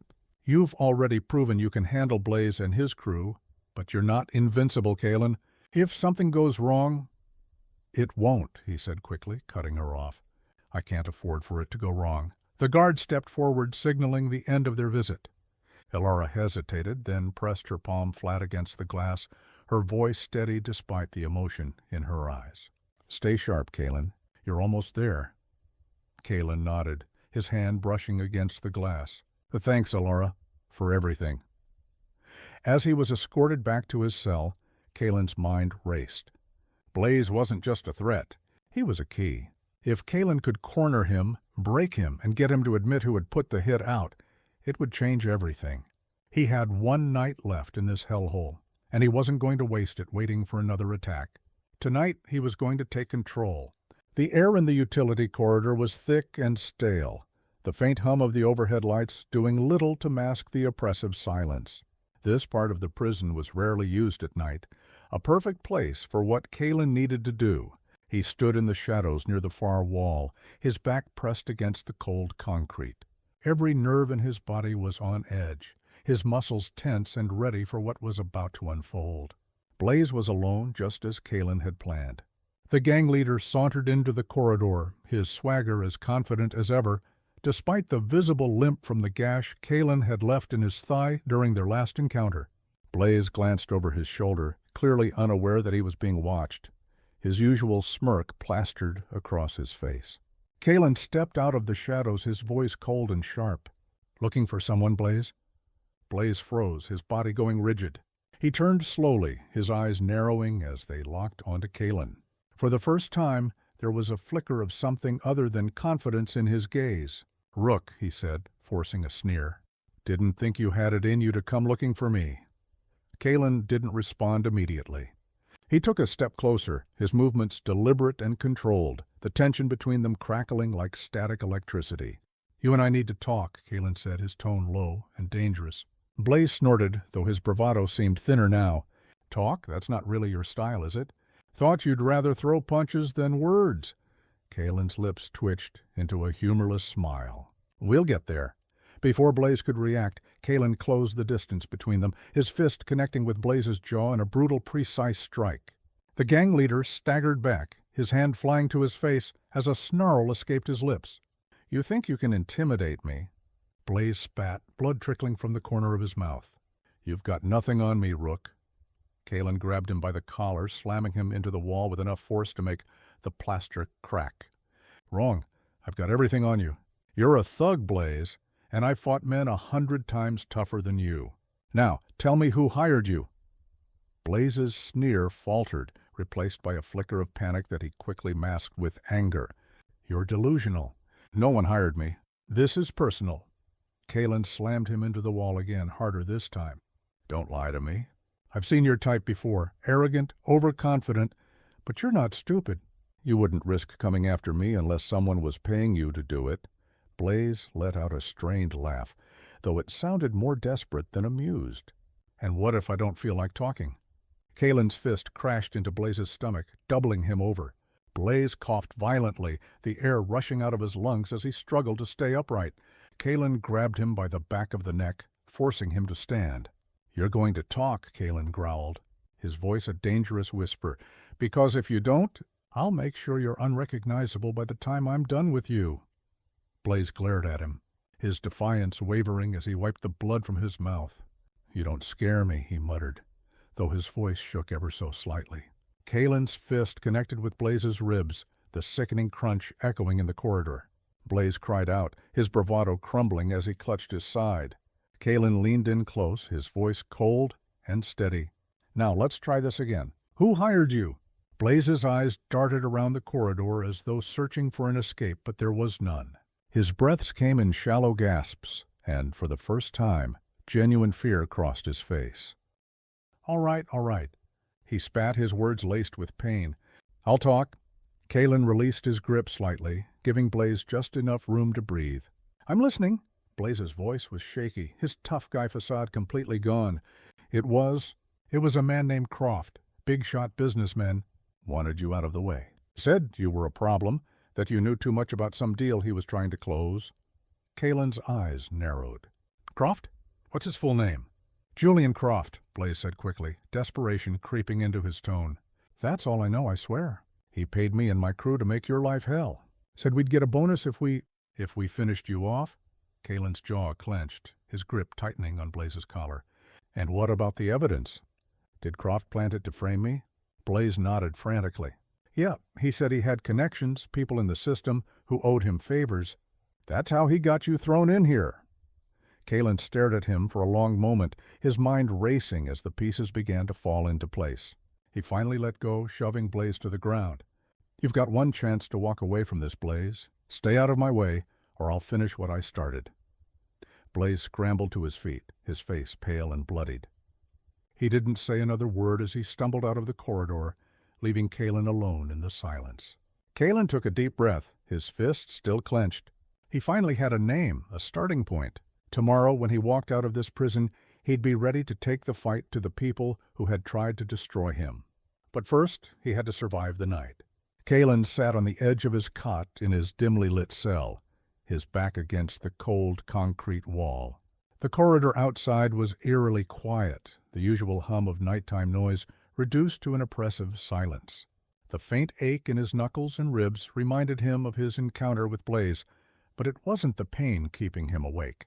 It was the weight of what came next. He glanced at the small clock mounted on the far wall, the red numbers ticking down the hours until morning. Just a few more hours, and he'd be processed out. Freedom was so close, but the knowledge of how precarious his situation was made it feel almost unreachable. Blaze wouldn't take this lying down.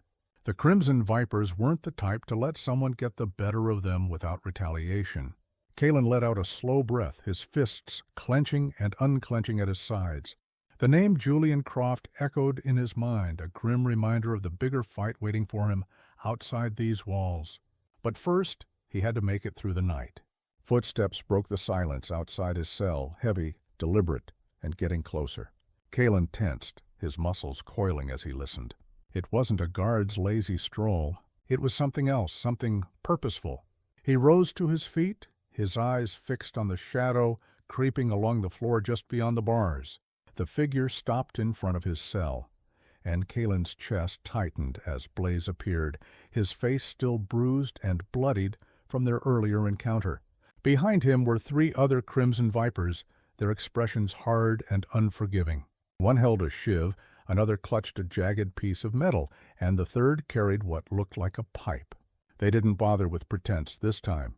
Blaze's smirk was gone, replaced with something colder, darker. "You think you can humiliate me and just walk out of here, Rook?" His voice was low, venomous. "You've got a few hours left, and I'm making sure you don't see them." Kalen stepped closer to the bars, his posture calm but ready. "You really want to do this again, Blaze? Last time didn't go so well for you." Blaze's laugh was harsh, bitter. "Last time you got lucky. This time I'm not holding back." Kalen's eyes flicked to the weapons in their hands, his mind calculating. His shiv was hidden beneath his mattress, within easy reach if they managed to get the door open. The guards were nowhere to be seen, and he knew better than to expect help. This was his fight, and it wasn't going to be pretty. Blaze nodded to one of his men, who pulled out a crude key fashioned from a stolen tool. The lock clicked, and the cell door creaked open. Kalen took a step back, his body tensing as the men filed in, their movements deliberate and predatory. Blaze stayed at the entrance, his arms crossed as his men advanced. "Take your time," he said, his tone dripping with malice. "Make sure he feels every second of it." The first man lunged, swinging his pipe in a wide arc. Kalen sidestepped, grabbing the man's wrist and twisting it sharply. The pipe clattered to the ground as Kalen drove his elbow into the man's face, sending him sprawling onto the cot. The second man didn't wait. He charged shiv in hand, aiming for Kalen's side. Kalen grabbed the edge of the cot, flipping it up as a makeshift shield. The blade sank into the mattress, and Kalen used the distraction to slam his fist into the man's stomach, then his jaw. The attacker crumpled, gasping for air. The third man hesitated for a split second, clearly unnerved by how quickly Kalen had taken down the others. But Blaze's glare pushed him forward. He swung the jagged piece of metal, aiming for Kalen's head. Kalen ducked, the weapon grazing his shoulder, and countered with a brutal uppercut.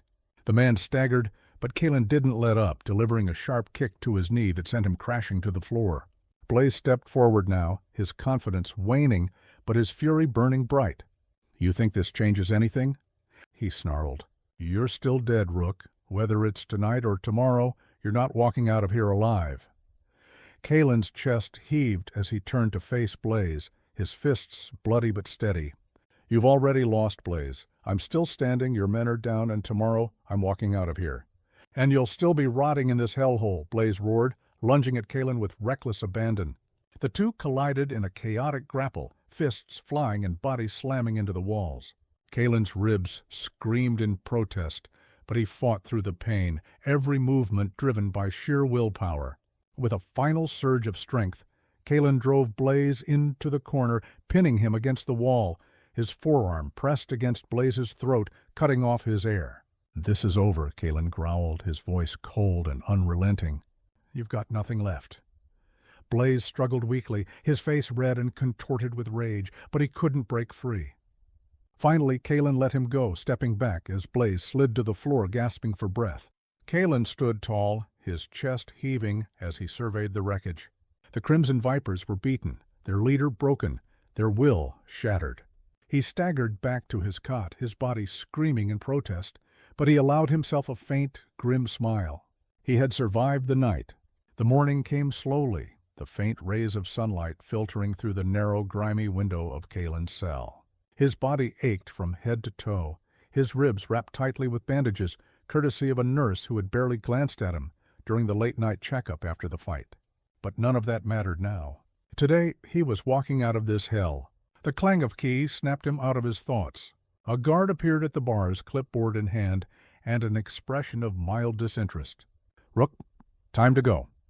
Kalen exhaled deeply, rising from the cot with deliberate slowness. Every movement reminded him of the brutal battles he'd survived, but the pain didn't bother him. It was a reminder of what he had endured to make it to this moment. As he stepped out of the cell, he glanced down the hallway. Blaze was slumped against the bars of his own cell, his face swollen and his lips split from the beating Kalen had given him. Their eyes met briefly, and Blaze's expression twisted into a hateful glare. This ain't over, Rook," Blaze rasped, his voice hoarse. "You hear me? You're not safe out there." Kalen's lips curled into a faint smirk, his tone steady and cold.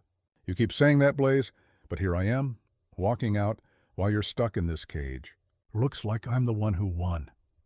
Blaze slammed his hand against the bars, but Kalen didn't look back. The sound faded behind him as he followed the guard down the corridor, each step bringing him closer to freedom. The processing room was stark and clinical, its walls painted a lifeless gray.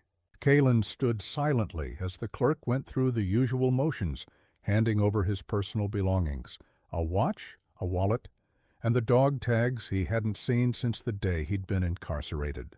He held the tags in his hand for a moment, the cool metal pressing against his skin like a lifeline. They were a reminder of who he was, who he still had to be. The clerk droned on, explaining the release process, but Kalen barely listened. His mind was already on what came next. He had a name now, Julian Croft, and a purpose. He wouldn't rest until the man who had put him through hell faced justice. As the final papers were signed, Alara walked into the room, her heels clicking softly against the floor. Her sharp eyes immediately landed on Kalen, and a faint smile tugged at her lips. "Kalen," he turned, his face softening ever so slightly. "Alara?" She approached, her expression a mix of relief and determination. "I thought I'd meet you here, make sure everything went smoothly." Kalen nodded, slipping his dog tags over his head. "Thanks for everything. I wouldn't be here without you." Alara's smile grew, but there was a seriousness in her eyes. "You're out now, Kalen, but this fight isn't over. Croft's still out there." Kalen's jaw tightened at the name. "I know. He's the reason I'm in this mess, and he's the reason I can't just walk away. But now I have a chance to do something about it." Alara hesitated, her voice dropping slightly. "You don't have to do this alone, you know. I've already started digging into Croft's background. He's careful, but no one's untouchable." He studied her for a moment, his expression unreadable. Finally he nodded. "Good, because I'm not stopping until I bring him down." The guard signaled that it was time to leave, and Alara stepped aside, letting Kalen walk toward the door. As he crossed the threshold, the bright sunlight hit him like a wave, warm and blinding after weeks of fluorescent glare and shadowy corridors. He paused for a moment, letting the warmth wash over him before stepping fully into the outside world. The car ride was quiet, the hum of the engine the only sound as Alara drove them away from the prison. Kalen stared out the window, watching the landscape pass by in a blur of green and gray. His body was still sore, but his mind was sharp, focused on what came next. "You've got somewhere to stay?" Alara asked, breaking the silence. Kalen nodded. "I'll figure it out. First, I need to regroup, get my head on straight." "And Croft?" She pressed gently. Kalen's gaze hardened, his voice low. "He's next." Alara nodded, her grip tightening on the steering wheel. "Just promise me you'll be careful. Whoever Croft is, he has resources. He managed to frame you, hire a gang to kill you in prison, and keep his hands clean. He's not someone to underestimate." Kalen's lips twitched into a faint smile. "I don't underestimate anyone. But Croft made one mistake. He didn't finish the job. Now it's my turn." Alara didn't respond, but the weight of his words hung heavily in the air. As they pulled up to the small apartment Alara had arranged for him, Kalen stepped out, his movements slow and deliberate. The scars of his time in prison were fresh, but his resolve was unshakable. He turned to Alara, offering her a nod of thanks before heading inside. Once alone, Kalen sat at the small bare table, pulling out a notepad and pen. He wrote one word at the top of the page, Croft. Beneath it, he began listing everything Blaze had told him, every connection he could think of. The next phase of his fight had begun. He wasn't just free. He was armed with the truth, and that made him more dangerous than ever. Kalen sat at the table in the dimly lit apartment, his fingers tracing the edge of the notepad in front of him. The room was quiet, save for the faint hum of traffic outside. On the page, the name Julian Croft stared back at him, circled twice in heavy pen strokes. Beneath it, a scattered web of notes, fragments of information Blaze had spilled under duress. Each word was a piece of a puzzle that Kalen knew he had to solve. He leaned back in his chair, the faint ache in his ribs reminding him of just how close he'd come to losing everything. But pain didn't matter now. He was free, and the man who had taken everything from him was within reach. Croft had framed him, orchestrated the attacks in prison, and tried to bury him. That kind of arrogance left trails, no matter how careful someone thought they were. Ilara had left him with a burner phone, urging him to call if he needed anything. She'd promised to continue digging, but Kalen wasn't one to wait around for answers. He had learned long ago that action was the best defense. Kalen's first stop was a public library, its sterile interior a far cry from the chaos of prison. He found a quiet corner and booted up one of the computers, his fingers flying over the keyboard as he searched for everything he could about Julian Croft. It didn't take long to uncover the basics. Croft was a high-level real estate developer, his name attached to several lucrative projects across the city. On the surface, he looked clean, a philanthropist, a family man. But Kalen knew better. Digging deeper, he found whispers of controversy buried in obscure articles and blogs, land disputes, shady deals, allegations of intimidation tactics, all things that had never made it to the mainstream media. Croft had a way of keeping his hands clean, using others to do his dirty work while maintaining the appearance of legitimacy. Kalen's eyes narrowed as he jotted down addresses and names tied to Croft's projects. One name stood out, Apex Holdings, a shell company listed on several contracts. It was vague enough to avoid attention, but Kalen recognized it for what it was, a front. He printed out what he needed, tucking the papers into his jacket before leaving. As he stepped outside, the cool air hit him like a wake-up call. He pulled the burner phone from his pocket and dialed Ilara's number. "Kalen," she answered quickly, her voice sharp and alert. "Everything okay?" "I found a lead," he said, keeping his tone low as he scanned the street. "Croft's tied to a company called Apex Holdings. I need you to look into it. Find out who's running it, who they've been paying." Ilara paused for a moment before responding. "I'll dig into it. But Kalen, be careful. Croft's powerful. If you start poking around, he's going to know." Kalen smirked faintly. "Let him. He's been coming for me this whole time." "It's about time I returned the favor," Ilara sighed. "Just don't do anything reckless." "I'll call you as soon as I have something." Kalen hung up, slipping the phone back into his pocket. He had no intention of waiting for answers. If Apex Holdings was Croft's operation, there would be people who knew the truth, people who could be persuaded to talk. By nightfall, Kalen found himself in front of a small, unassuming office building in an industrial part of town. The sign on the door read Apex Holdings, the letters peeling slightly at the edges. It didn't look like much, but that only confirmed what Kalen already suspected. This wasn't a real business. It was a hub for whatever Croft was hiding. He slipped inside, the faint hum of fluorescent lights and the smell of stale coffee filling the air. The front desk was empty, and the building was eerily quiet. Kalen moved cautiously, his eyes scanning every corner as he made his way down the hall. Most of the doors were locked, but one near the end of the corridor was slightly ajar. Inside, he found a small office cluttered with paperwork and a single computer.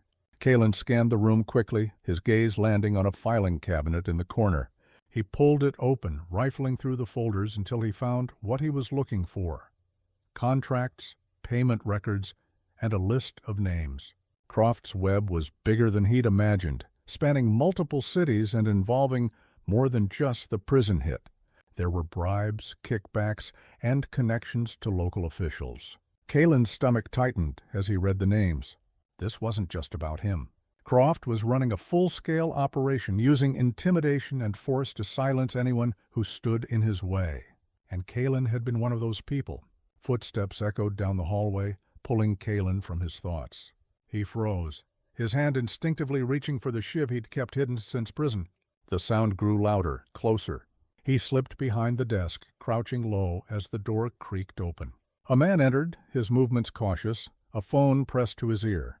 "Yeah, I'm at the office now," he said. "No, everything's quiet." Croft's just being paranoid. Kalen stepped out of the shadows, his voice cold and sharp. Is he? The man froze, his eyes widening as he turned to face Kalen. Who the hell are you? Kalen took a step forward, his gaze unwavering. I'm the guy Croft tried to bury. Now, you're going to tell me everything you know, or we're going to have a problem. The tension in the small office was palpable as Kalen stepped closer to the man, his imposing presence filling the room. The man looked younger than Kalen had expected, his nervous energy radiating through every tense muscle in his body. His phone slipped from his hand, clattering to the desk, and his wide eyes darted to the door as if considering an escape. Don't even think about it, Kalen said, his voice low and sharp, cutting through the silence like a blade. He stood just feet away, his posture relaxed but ready, the aura of someone who had survived worse than whatever came next. You're not getting past me. The man swallowed hard, his hands raising slightly in a gesture of surrender. Look, I don't know who you are, but I'm just an assistant. I don't know anything. Kalen's lips twitched into a faint, humorless smile. An assistant who's here at night talking to Croft about how paranoid he's getting? Don't insult my intelligence. He leaned forward, resting his hands on the desk, forcing the man to meet his gaze. Here's how this works. You tell me what I want to know, and you get to walk out of here in one piece. You lie to me, and things get messy. Understand? The man nodded quickly, sweat beading on his forehead. Okay. What do you want to know? Start with your name, Kalen said, his tone calm but laced with authority. Leo, the man stammered. Leo Croft, Kalen's eyebrow arched. Croft? Any relation to Julian? Leo hesitated, then nodded. He's my uncle. I do some work for him. Nothing illegal, I swear. Just paperwork. Errands. Save it, Kalen interrupted. Your uncle framed me, put me in prison, and hired people to kill me. I don't care what your job description is. What I care about is what you know. Leo's mouth opened and closed like a fish out of water, panic flashing across his face. I don't know much. He doesn't tell me everything. Kalen's fist slammed onto the desk, rattling the papers and making Leo jump. Then tell me what you do know. Leo recoiled, his hands trembling.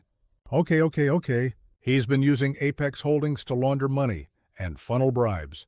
He's got people in the city council, law enforcement, even the courts. Anyone who gets in his way either gets bought off or disappears. Kalen's jaw tightened. And what about me? Why did he target me?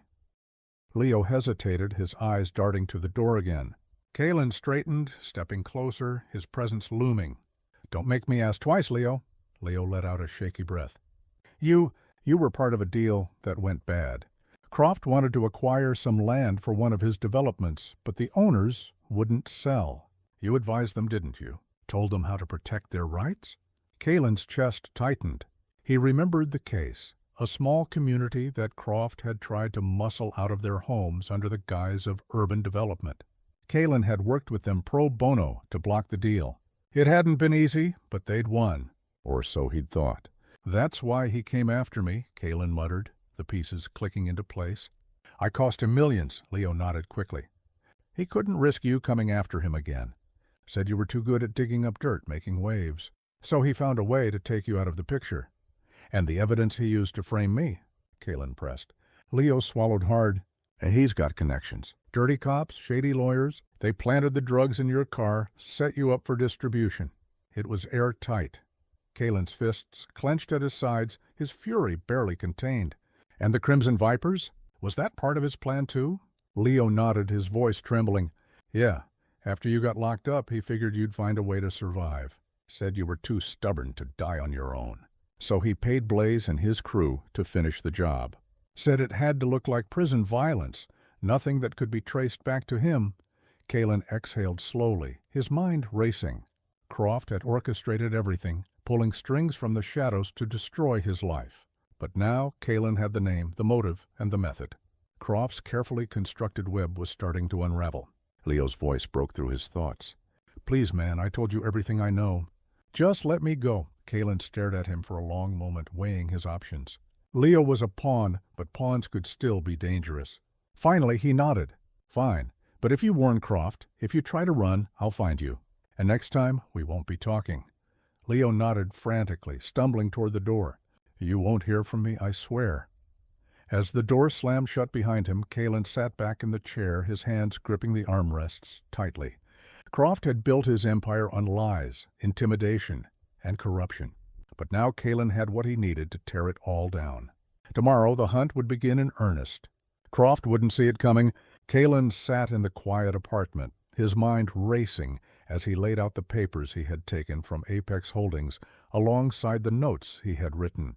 Each name, each connection, and every whispered lead painted a vivid picture of the corruption Julian Croft had built his empire on. The anger simmering inside Kalen was tempered only by his laser-sharp focus. He wasn't just going after Croft. He was going to dismantle everything the man had built. The burner phone buzzed on the table, snapping Kalen out of his thoughts. He grabbed it quickly, seeing Elora's name flash on the screen. "Elora," he said, answering immediately. "Kalen, I found more on Apex Holdings," Elora said, her voice tense but steady. "It's worse than we thought. Croft's been using it to hide everything, bribes to city officials, kickbacks to contractors, even payouts to gangs like the Crimson Vipers. He's got layers of people protecting him." Kalen leaned back in his chair, his jaw tightening. "I figured as much. He's been operating like this for years, hasn't he?" "Years," Elora confirmed. "But here's the thing, he's gotten sloppy. Some of the payments haven't been fully laundered, and I found a few that trace back to his personal accounts. If we can connect those payments to the people he's hired, we can start building a case." Kalen nodded, his mind already forming a plan. "We'll need more than just payment trails. Croft's got people in law enforcement, maybe even the courts. If we take this to the wrong person, it'll disappear before it ever sees the light of day." "I know," Elora said. "That's why I've been reaching out to a few trusted people I've worked with before. If we can get enough hard evidence, we can bypass Croft's network entirely. But it's going to take time." "Time isn't something we have," Kalen replied. "Croft knows I'm out, and he's going to come after me. If we wait too long, he'll bury everything before we can touch him." Elora hesitated, then sighed. "You're right. But we have to be smart about this. If you go charging in without a solid plan, he'll find a way to spin it. You need something undeniable." Kalen's eyes fell on the pile of papers in front of him, his gaze narrowing. "I'll get it. Croft's dirty money isn't just sitting in accounts. It's tied to people, places. If I can find one of those people and make them talk, we'll have what we need." Elora's voice dropped to a serious tone. "You're talking about direct confrontation, Kalen? That's dangerous. Croft is not just going to let someone close to him spill his secrets." "I'm not waiting for permission," Kalen said firmly. "Croft sent people to kill me. I'm not giving him the chance to do it again." Elora exhaled slowly. "Just promise me you'll be careful. I've already started compiling everything I've found so far. I'll send it to you once it's ready. But Kalen, you're walking into a hornet's nest. You need to be sure you're ready." "I've never been more ready," Kalen said, his voice cold and certain. "This isn't just about me, Elora. Croft's hurt a lot of people, and it's time he paid for it." Kalen spent the rest of the night mapping out his plan. The records he'd taken from Apex Holdings included several names, contractors, middlemen, and low-level enforcers who had been on Croft's payroll. One name stood out, Victor Maddox, a contractor who had been paid significant sums for security services. It didn't take much to guess what that really meant. Victor's address was listed on the paperwork, a warehouse on the outskirts of the city that doubled as his base of operations. Kalen recognized the type, a place where deals were made in the shadows far from prying eyes. He packed a small bag, ensuring he had everything he needed. The shiv from prison was still tucked into his jacket, a grim reminder of how far he was willing to go. As he zipped up the bag, his mind drifted to the fight ahead. Victor wasn't likely to talk willingly, but Kalen had faced worse odds before. The warehouse was a hulking, shadowed structure surrounded by empty lots and chain-link fences. Kalen parked his car a block away, moving quietly through the darkness as he approached. The faint sound of voices and the glow of a single light spilling out from the warehouse door told him he was in the right place. He slipped through a side entrance, his movements silent and calculated. Inside, the air was heavy with the smell of oil and stale cigarettes. Victor was easy to spot, a broad, rough-looking man standing near a table piled with cash and ledgers. Two other men flanked him, both armed, their laughter echoing through the cavernous space. Kalen moved closer, staying in the shadows, his pulse steady. This wasn't a brawl in prison or a desperate fight for survival. This was something else, a calculated strike. He stepped into the light, his voice sharp and commanding. "Victor Maddox." The room went silent as the three men turned toward him. Victor's eyes narrowed, his hand drifting toward the gun on his hip. "Who the hell are you?"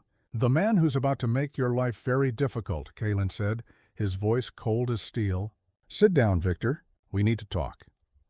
The room was heavy with tension as Kalen stepped closer, his imposing figure framed by the dim, flickering overhead light. Victor Maddox stiffened, his hand hovering near the gun on his hip.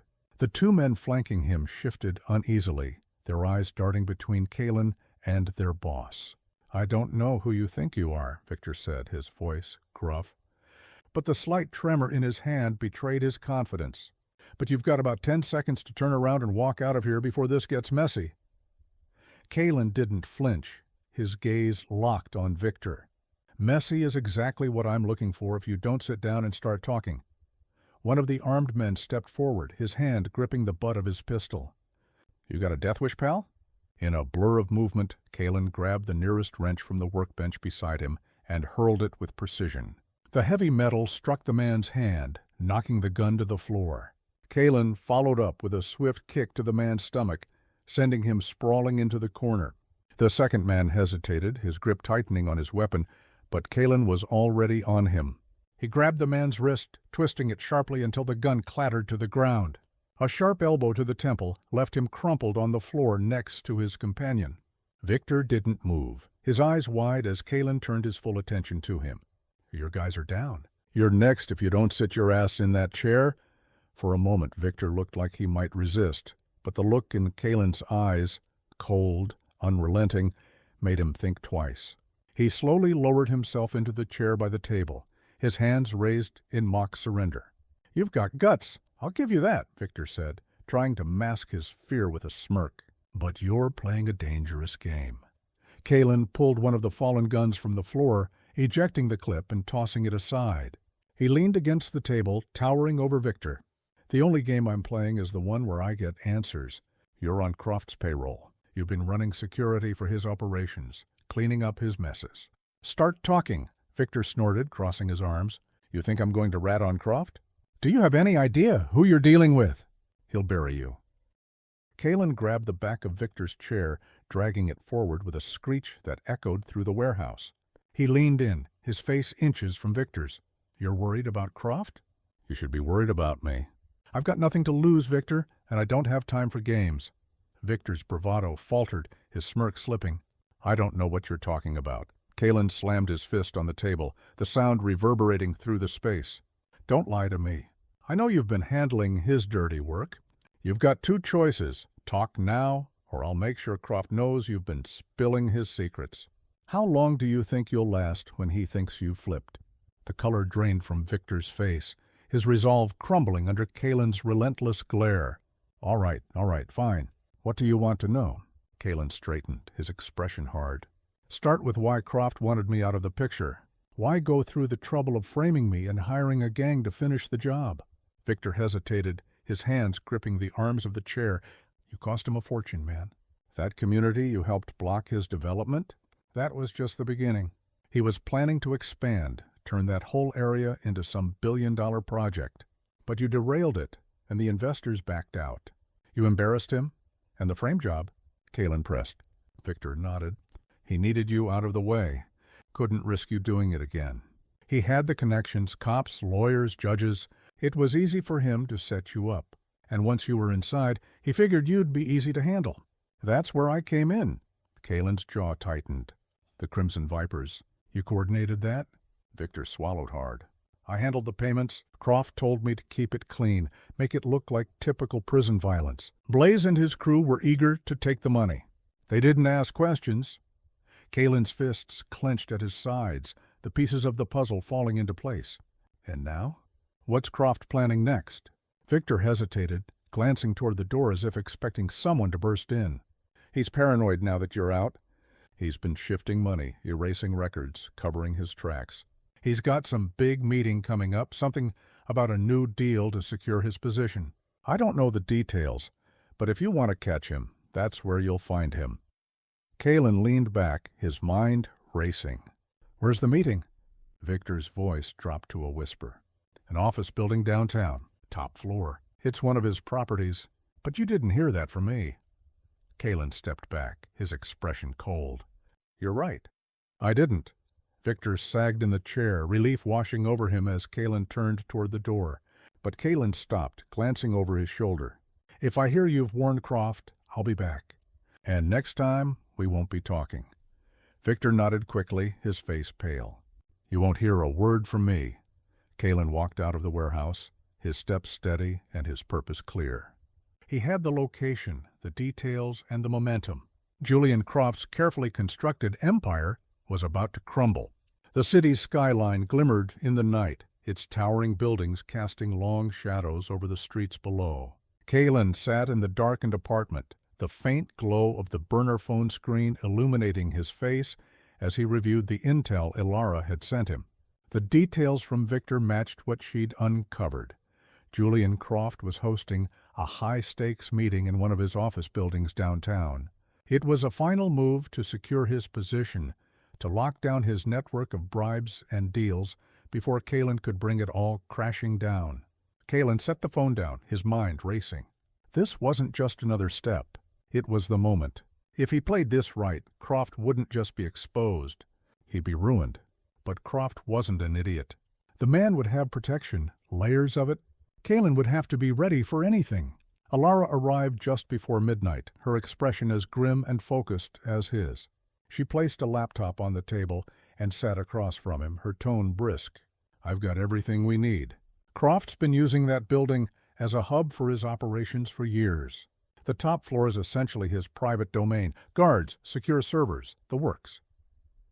Kalen nodded, scanning the schematics she'd pulled up on the screen. "What's the security like?" "Standard corporate during the day, but at night it ramps up," she explained. "Private security firm ex-military types. Croft doesn't trust just anyone. There's no walking in the front door unnoticed." Kalen's lips pressed into a thin line. "Then I'll have to find another way in." Ilara frowned, her concern evident. "Kalen, this isn't like dealing with Blaze or his gang. These people are professionals. If they catch you, it won't end well." Kalen leaned back, his gaze steady. "I don't have a choice, Ilara. If I don't get to Croft tonight, he'll bury everything.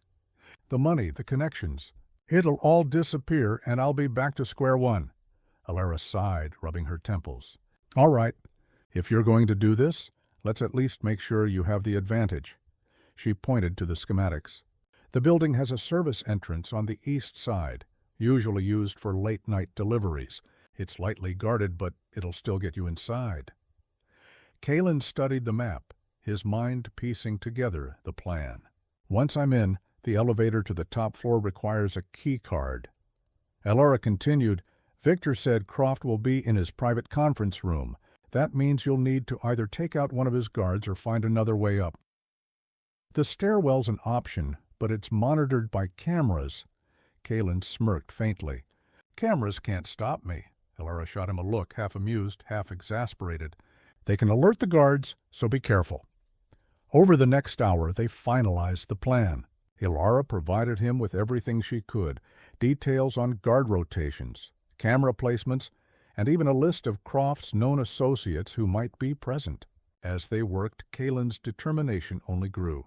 This wasn't just about clearing his name anymore. It was about justice for himself and everyone Croft had trampled in his pursuit of power.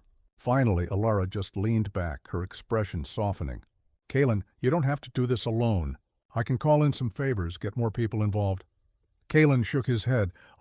The more people know, the more chances Croft has to find out." "This needs to be clean, quiet." Ilara hesitated, then nodded reluctantly. "Just promise me you'll be careful." "Croft is not going to go down without a fight." Kalen's smirk returned, this time with a hint of dark humor. "Good. Neither am I."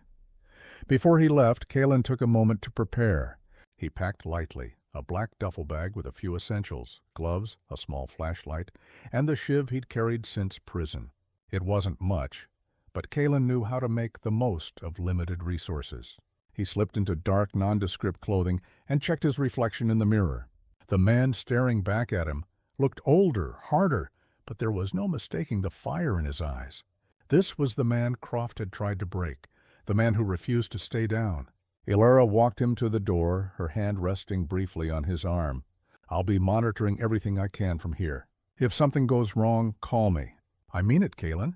He nodded, his expression softening for just a moment. "Thanks, Ilara, for everything." She gave him a faint smile, but worry lingered in her eyes as he stepped into the night. The streets were quiet as Kalen approached the building, sticking to the shadows. The office tower loomed above him, its sleek glass exterior reflecting the city lights. To anyone else, it was just another corporate hub. But Kalen knew better. This was the heart of Croft's empire, a symbol of the man's power and corruption. Kalen circled to the east side, his steps silent as he approached the service entrance. As Ilara had predicted, there was only one guard stationed outside, his posture relaxed. Kalen moved swiftly, his training taking over. Before the man could react, Kalen had him in a chokehold, easing him to the ground without a sound.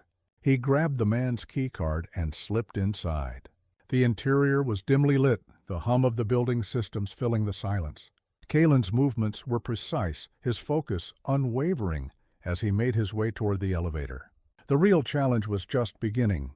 The elevator doors slid open with a muted chime, revealing the opulent design of the top floor. The space exuded wealth and power. Polished marble floors, modern art on the walls, and a panoramic view of the city glowing in the night, beyond the floor-to-ceiling windows. But to Kalen, it was all a facade, masking the rot beneath. This was the heart of Julian Croft's empire, and tonight it would begin to crumble. Kalen stepped out cautiously, the keycard he'd swiped from the guard still in his hand. He slipped it into his pocket, his sharp eyes scanning the hallway ahead. The silence was unnerving, but he knew better than to trust it. Croft wouldn't leave this space unprotected, especially not tonight. As Kalen crept down the hall, he counted the doors, matching them to the floor plan Ilara had shown him. The conference room was at the far end, behind a pair of heavy double doors. Between him and his target, however, were two guards, both standing near the entrance to the room.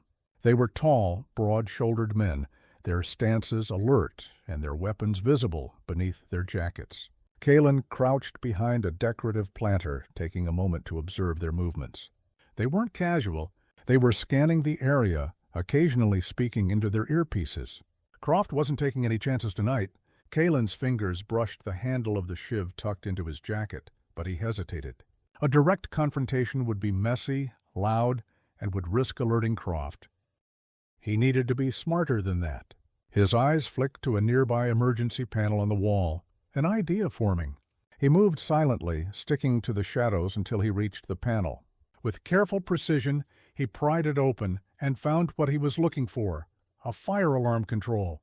It wasn't the kind that would trigger a full evacuation, but it would create enough of a distraction to pull the guards away from their post.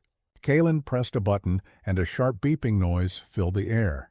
The guards immediately tensed, their hands moving to their weapons as they exchanged glances. "Go check it out," one of them barked, nodding to his partner. The second guard moved toward the source of the sound, leaving his companion alone at the doors. Kalen seized the moment. Kalen moved swiftly, closing the distance to the remaining guard in seconds. He struck with precision, a sharp jab to the man's neck followed by a quick sweep of his legs. The guard crumpled to the floor, stunned, but still conscious. Before he could recover, Kalen clamped a hand over his mouth and pressed the shiv to his throat. "Don't make a sound," Kalen hissed, his voice cold and steady. "I'm not here for you. Where's Croft?" The guard's eyes darted nervously to the double doors. "In there." Kalen pressed, applying just enough pressure to make his point. The guard nodded frantically. Kalen leaned in closer, his voice dropping to a whisper. "How many are inside?" "3," the guard muttered. "Croft and 2 more guards." "That's it, I swear." Kalen's gaze hardened as he studied the man's face, searching for any sign of deceit. Satisfied, he pulled the guard's radio from his belt and smashed it against the floor before shoving him against the wall. "Stay here. Move and you'll regret it." The guard nodded quickly, his fear keeping him frozen in place. Kalen turned his attention to the doors, his hand tightening around the shiv. The adrenaline coursing through his veins sharpened his focus, every sense heightened.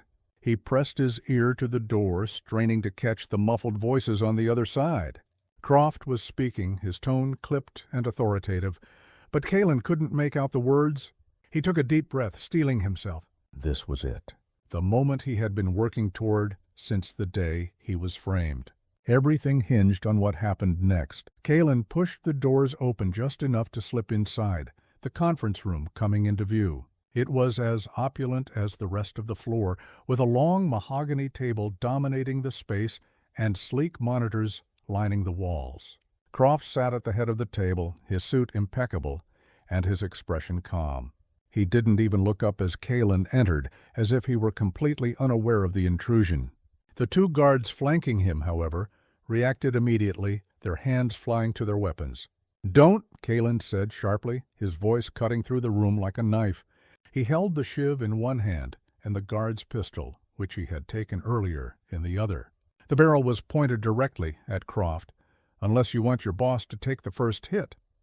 Croft's head lifted slowly, his gaze meeting Kalen's with a calm, almost amused expression. "Mr. Rook," he said, his voice smooth and unbothered. "I was wondering when you'd show up." Kalen stepped further into the room, his every movement calculated. "I've had enough of your games, Croft. This ends tonight." Croft leaned back in his chair, a faint smirk playing on his lips. "Does it? Because from where I'm sitting, you look like a desperate man with nothing to lose." Kalen's grip tightened on the pistol. "You're right about one thing. I've got nothing to lose. But you've got everything. And I'm about to take it all away." The guards hesitated, their hands hovering near their weapons as they glanced at Croft for direction. "Stand down," Croft said coolly, waving a hand. "Let's hear what Mr. Rook has to say. After all, he's gone through so much trouble to get here." Kalen's eyes burned with determination as he stepped closer, his focus unwavering. "Start talking, Croft. Tell me everything. Or I'll tear this whole operation apart piece by piece." Kalen's hand tightened on the pistol, the weight of the moment pressing down on him as he stared at Julian Croft. The man leaned back in his chair, his face an unreadable mask of cold confidence, but his eyes flickered with unease. "You've made a mistake, Rook," Croft said, his voice laced with derision. "You think barging in here changes anything? I've built this empire to withstand people like you." Kalen took a slow step closer, the recording device in his pocket already running. "You didn't build anything, Croft. You stole it. You framed me, hired gangs to kill me, and bribed your way out of every crime you've committed. The only thing you've built is a house of cards, and it's about to fall." Croft smirked, but there was a slight twitch in his jaw. "And what exactly do you think you're going to do about it? Even if what you're saying were true, who's going to believe you? You're an ex-con. No one cares what you think." Kalen leaned in, his voice dropping to a dangerous whisper. "You're going to care when this is all over, but I'm not leaving here without hearing it from you." Croft scoffed, crossing his arms. "Hear what exactly? Your conspiracy theories? Save it, Rook. This little act of yours is pathetic." Kalen grabbed the chair Croft was seated in and yanked it forward, the sudden motion making Croft flinch. "No more games," Kalen barked. "You framed me, Croft. You planted evidence, paid off judges, and hired gangs to kill me in prison. Admit it." For a moment, Croft's mask of confidence cracked, but he quickly replaced it with a sneer. "I don't know what you're talking about." Kalen slammed his hand down on the table, the sharp crack reverberating through the room. "Don't lie to me. I've got Victor Maddox's testimony. He told me about the payments to the Crimson Vipers, about the bribes, about everything. You think you can keep this buried? Think again." Croft's lips pressed into a thin line, but his silence spoke volumes. Kalen took a deep breath, reining in his rage. He reached into his pocket and pulled out the recording device, placing it on the table. The red light blinked steadily, its presence a silent witness to everything that had been said. "What's that supposed to prove?" Croft asked, his voice wavering slightly. Kalen's smirk was humorless. "It's proof that you're done. Every word you've said since I walked in is on record. And once you admit the truth, there won't be a single doubt about what you've done." Croft's gaze darted to the guards, his calm facade slipping further. "You're bluffing. You don't have anything." Kalen leaned closer, his voice sharp and cutting. "You really want to test me? Fine, let's talk about Apex Holdings. About the bribes tied directly to your accounts. About the evidence Victor handed over, emails, payment logs, even photos of you meeting with gang leaders. You think you're untouchable, but I've got enough to put you away. And if you don't admit it now, I'll make sure every one of your associates knows you turned on them first." Croft's face paled, the weight of Kalen's words sinking in. His hands curled into fists, his breathing uneven. "You don't understand," he said finally, his voice a low growl. "I did what I had to do. You were a threat to everything I've built." Kalen's eyes narrowed.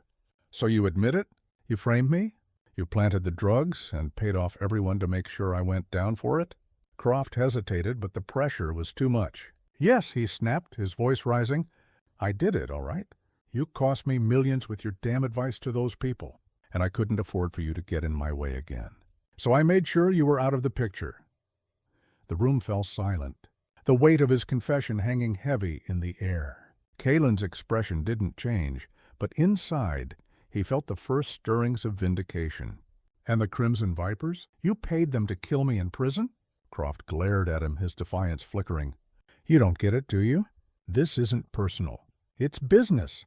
You were a loose end, and I tied it up." Kalen exhaled slowly, his hand steady, as he gestured to the recording device. "Thank you for confirming that." Croft's eyes widened as the realization hit him. "You—" The double doors burst open, and Alara entered, flanked by Detective Shaw and a team of officers. "Julian Croft," Shaw announced, his voice firm as he held up a warrant. "You're under arrest for conspiracy, bribery, attempted murder, and other charges. Everything you just said is on record, and we've got enough evidence to take down your entire operation." Croft shot to his feet, but the guards were already stepping back, raising their hands in surrender. "You can't do this," he shouted, his voice panicked. "I built this city. You don't know what you're doing." Kalen stepped aside as Shaw approached, his expression calm. "No, Croft, you don't know what you've done. But you're about to find out." As Croft was cuffed and led away, he continued to yell, his threats falling on deaf ears. Kalen turned to Alara, the faintest hint of relief softening his features. "It's over," he said quietly. Alara nodded, her voice steady. "For now, but you've done it, Kalen. You've cleared your name." Kalen exhaled deeply, the tension finally easing from his shoulders. "Now it's time to make sure this never happens again." The courtroom buzzed with quiet tension as Julian Croft sat at the defense table, his once impeccable suit slightly rumpled, the weight of his trial etched into every line of his face. The media had descended on the case, reporters crowding the gallery, their cameras banned, but their pens flying furiously across notepads. Croft's empire, once a symbol of unshakable power, had become a spectacle of public disgrace. Kalen sat a few rows back, his expression calm but watchful. He had no reason to be here. His testimony had been given weeks ago, and Alara had assured him that the evidence they'd provided was damning enough to secure a conviction. Still, he couldn't stay away. He needed to see it through, to hear the words that would officially close this chapter of his life. At the front of the courtroom, the prosecutor stood, her voice confident and sharp as she delivered her final argument. Julian Croft believed he was untouchable. He used his wealth, his influence, and his connections to manipulate the system, to ruin lives, and to silence anyone who got in his way. But today we've proven that no one is above the law. The evidence is clear, the testimonies are undeniable, and justice demands a verdict of guilty. The defense attorney rose, his face pale but composed, as he began his rebuttal. Croft's team had fought hard, throwing every technicality and loophole they could find at the prosecution. But even the most skilled legal maneuvering couldn't erase the mountain of evidence stacked against them. The recordings, the payment logs, the testimony from Croft's own associates, it was all there, laid bare for the jury to see. Kalen's gaze drifted to Croft, who sat stiffly, his hands clasped tightly together. The man's defiance had waned over the weeks of the trial, replaced by a quiet, simmering rage. Kalen could almost feel it from where he sat, but he didn't care. Croft had underestimated him, and now he was paying the price. The jury returned after only 2 hours of deliberation, their verdict swift and unanimous. As the four persons stood, the tension in the room was palpable. On the charges of conspiracy, bribery, and attempted murder, the foreperson announced, her voice clear and steady, "We find the defendant, Julian Croft, guilty." A collective gasp rippled through the courtroom, followed by the hushed murmurs of spectators and reporters. Croft's shoulders slumped, the reality of his downfall crashing down on him like a tidal wave. His attorney leaned over, whispering furiously, but Croft didn't respond. He stared straight ahead, his expression a mask of shock and defeat. The judge's gavel struck the bench, silencing the room. "Sentencing will be determined at a later date," she said firmly. "For now, the defendant will remain in custody." Court is adjourned. As the courtroom began to empty, Kalin remained seated, his eyes fixed on Croft as the bailiffs led him away in handcuffs. Their gazes met briefly, and for a moment Kalin saw the hatred burning in Croft's eyes. But it didn't matter. The man was finished, his empire in ruins, his power stripped away. Ilora appeared at Kalin's side, her expression a mix of relief and satisfaction. "It's done," she said quietly. "He's going away for a long time." Kalin nodded, his voice calm. "It's not just about him. It's about everyone he hurt. The people who lost their homes, who were threatened or silenced. They deserve justice, too." Ilora placed a hand on his shoulder, her grip firm. "And they got it. Because of you." Kalin turned to her, his gaze steady. "Because of us. I couldn't have done this alone." She smiled faintly, but there was a seriousness in her tone. "So what now? You've cleared your name. Croft's out of the picture. What's next?" Kalin hesitated, his mind drifting to the scars left by the ordeal. The fight had consumed him for so long, but now, for the first time in years, he felt free. "I don't know," he admitted. "But I'm going to figure it out." Ilora nodded. "Whatever you decide, you know where to find me." Kalin smiled faintly, the first genuine smile he'd felt in a long time. "Thanks, Ilora, for everything." As he stepped out of the courthouse, the sunlight hit him like a wave, warm and bright. The city stretched out before him, bustling with life, oblivious to the battle that had just been fought within its walls. Kalin took a deep breath, his shoulders relaxing for the first time in months. This wasn't the end of the journey.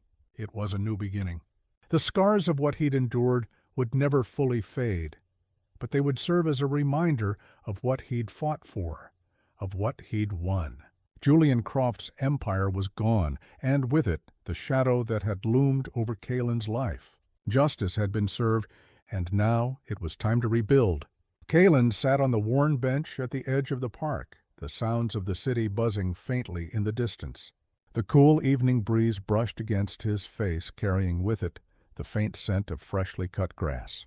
He hadn't been here in years, not since before his life had been torn apart. It felt surreal to sit in the open air, without bars or walls closing in around him, free to breathe and think without fear. He let out a long, steady breath, leaning back against the bench as his gaze drifted to the horizon. The trial was over, Croft was behind bars, and the weight that had pressed down on him for so long had finally lifted. For the first time in years, the fight was over. But the scars of the battle lingered. Kalin's mind often wandered back to the prison, to the dark, suffocating halls, and the constant tension that came with knowing he was a marked man.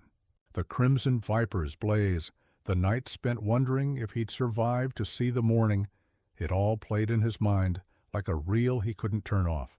He clenched his fists unconsciously, the phantom sensation of the shiv still lingering in his grip.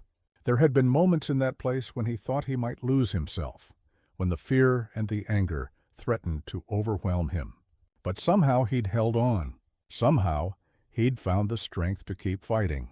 To survive. Survive, he muttered to himself, the word hanging in the air. It wasn't enough just to survive. He'd learned that the hard way. Survival without purpose, without hope, wasn't living. It was just existing, and for a long time, that's all he'd been doing. Existing, waiting for a chance to clear his name, to reclaim the life that had been stolen from him. Now that chance had come. Croft's empire was gone, his network of corruption dismantled. The guards who turned a blind eye, the lawyers who twisted the truth, the judges who sold their verdicts, all of them were being investigated, their connections to Croft laid bare. And the Crimson Vipers? The gang had been broken, their leadership scattered in the aftermath of Blaze's downfall. Justice had been served, not just for Kalen, but for every person Croft had hurt, every life he'd tried to destroy in the name of greed. Kalen's thoughts turned to the prison again, to the faces of the men he'd fought, and the few he'd reluctantly trusted. He thought of Cole, the guard who had given him hope when he thought he had none. He wondered if Cole had heard about what had happened, if he'd ever know the role he'd played in helping Kalen survive. He thought of the nights spent lying awake, listening to the taunts and threats echoing from the cells around him. He'd been terrified, but he hadn't let it break him. He'd fought back, not just against the men who came for him, but against the fear itself. And in doing so, he'd found a part of himself he thought he had lost, the part that refused to give up, no matter how impossible the odds seemed. A soft voice broke his reverie. "Kalen?" He turned to see Alara standing a few feet away, her expression soft but serious. She held 2 coffee cups, one of which she extended toward him. "Thought you might need this." Kalen accepted the cup with a faint smile. "Thanks." She sat down beside him, her gaze following his toward the horizon. For a moment they sat in silence, the weight of everything they'd been through hanging between them. "It's strange," Kalen said finally, his voice quiet. "I spent so long fighting to get here, to prove the truth, to clear my name. And now that it's over, I don't know what to do next." Ilara took a sip of her coffee before replying. "That's normal. You've been in survival mode for years, Kalen.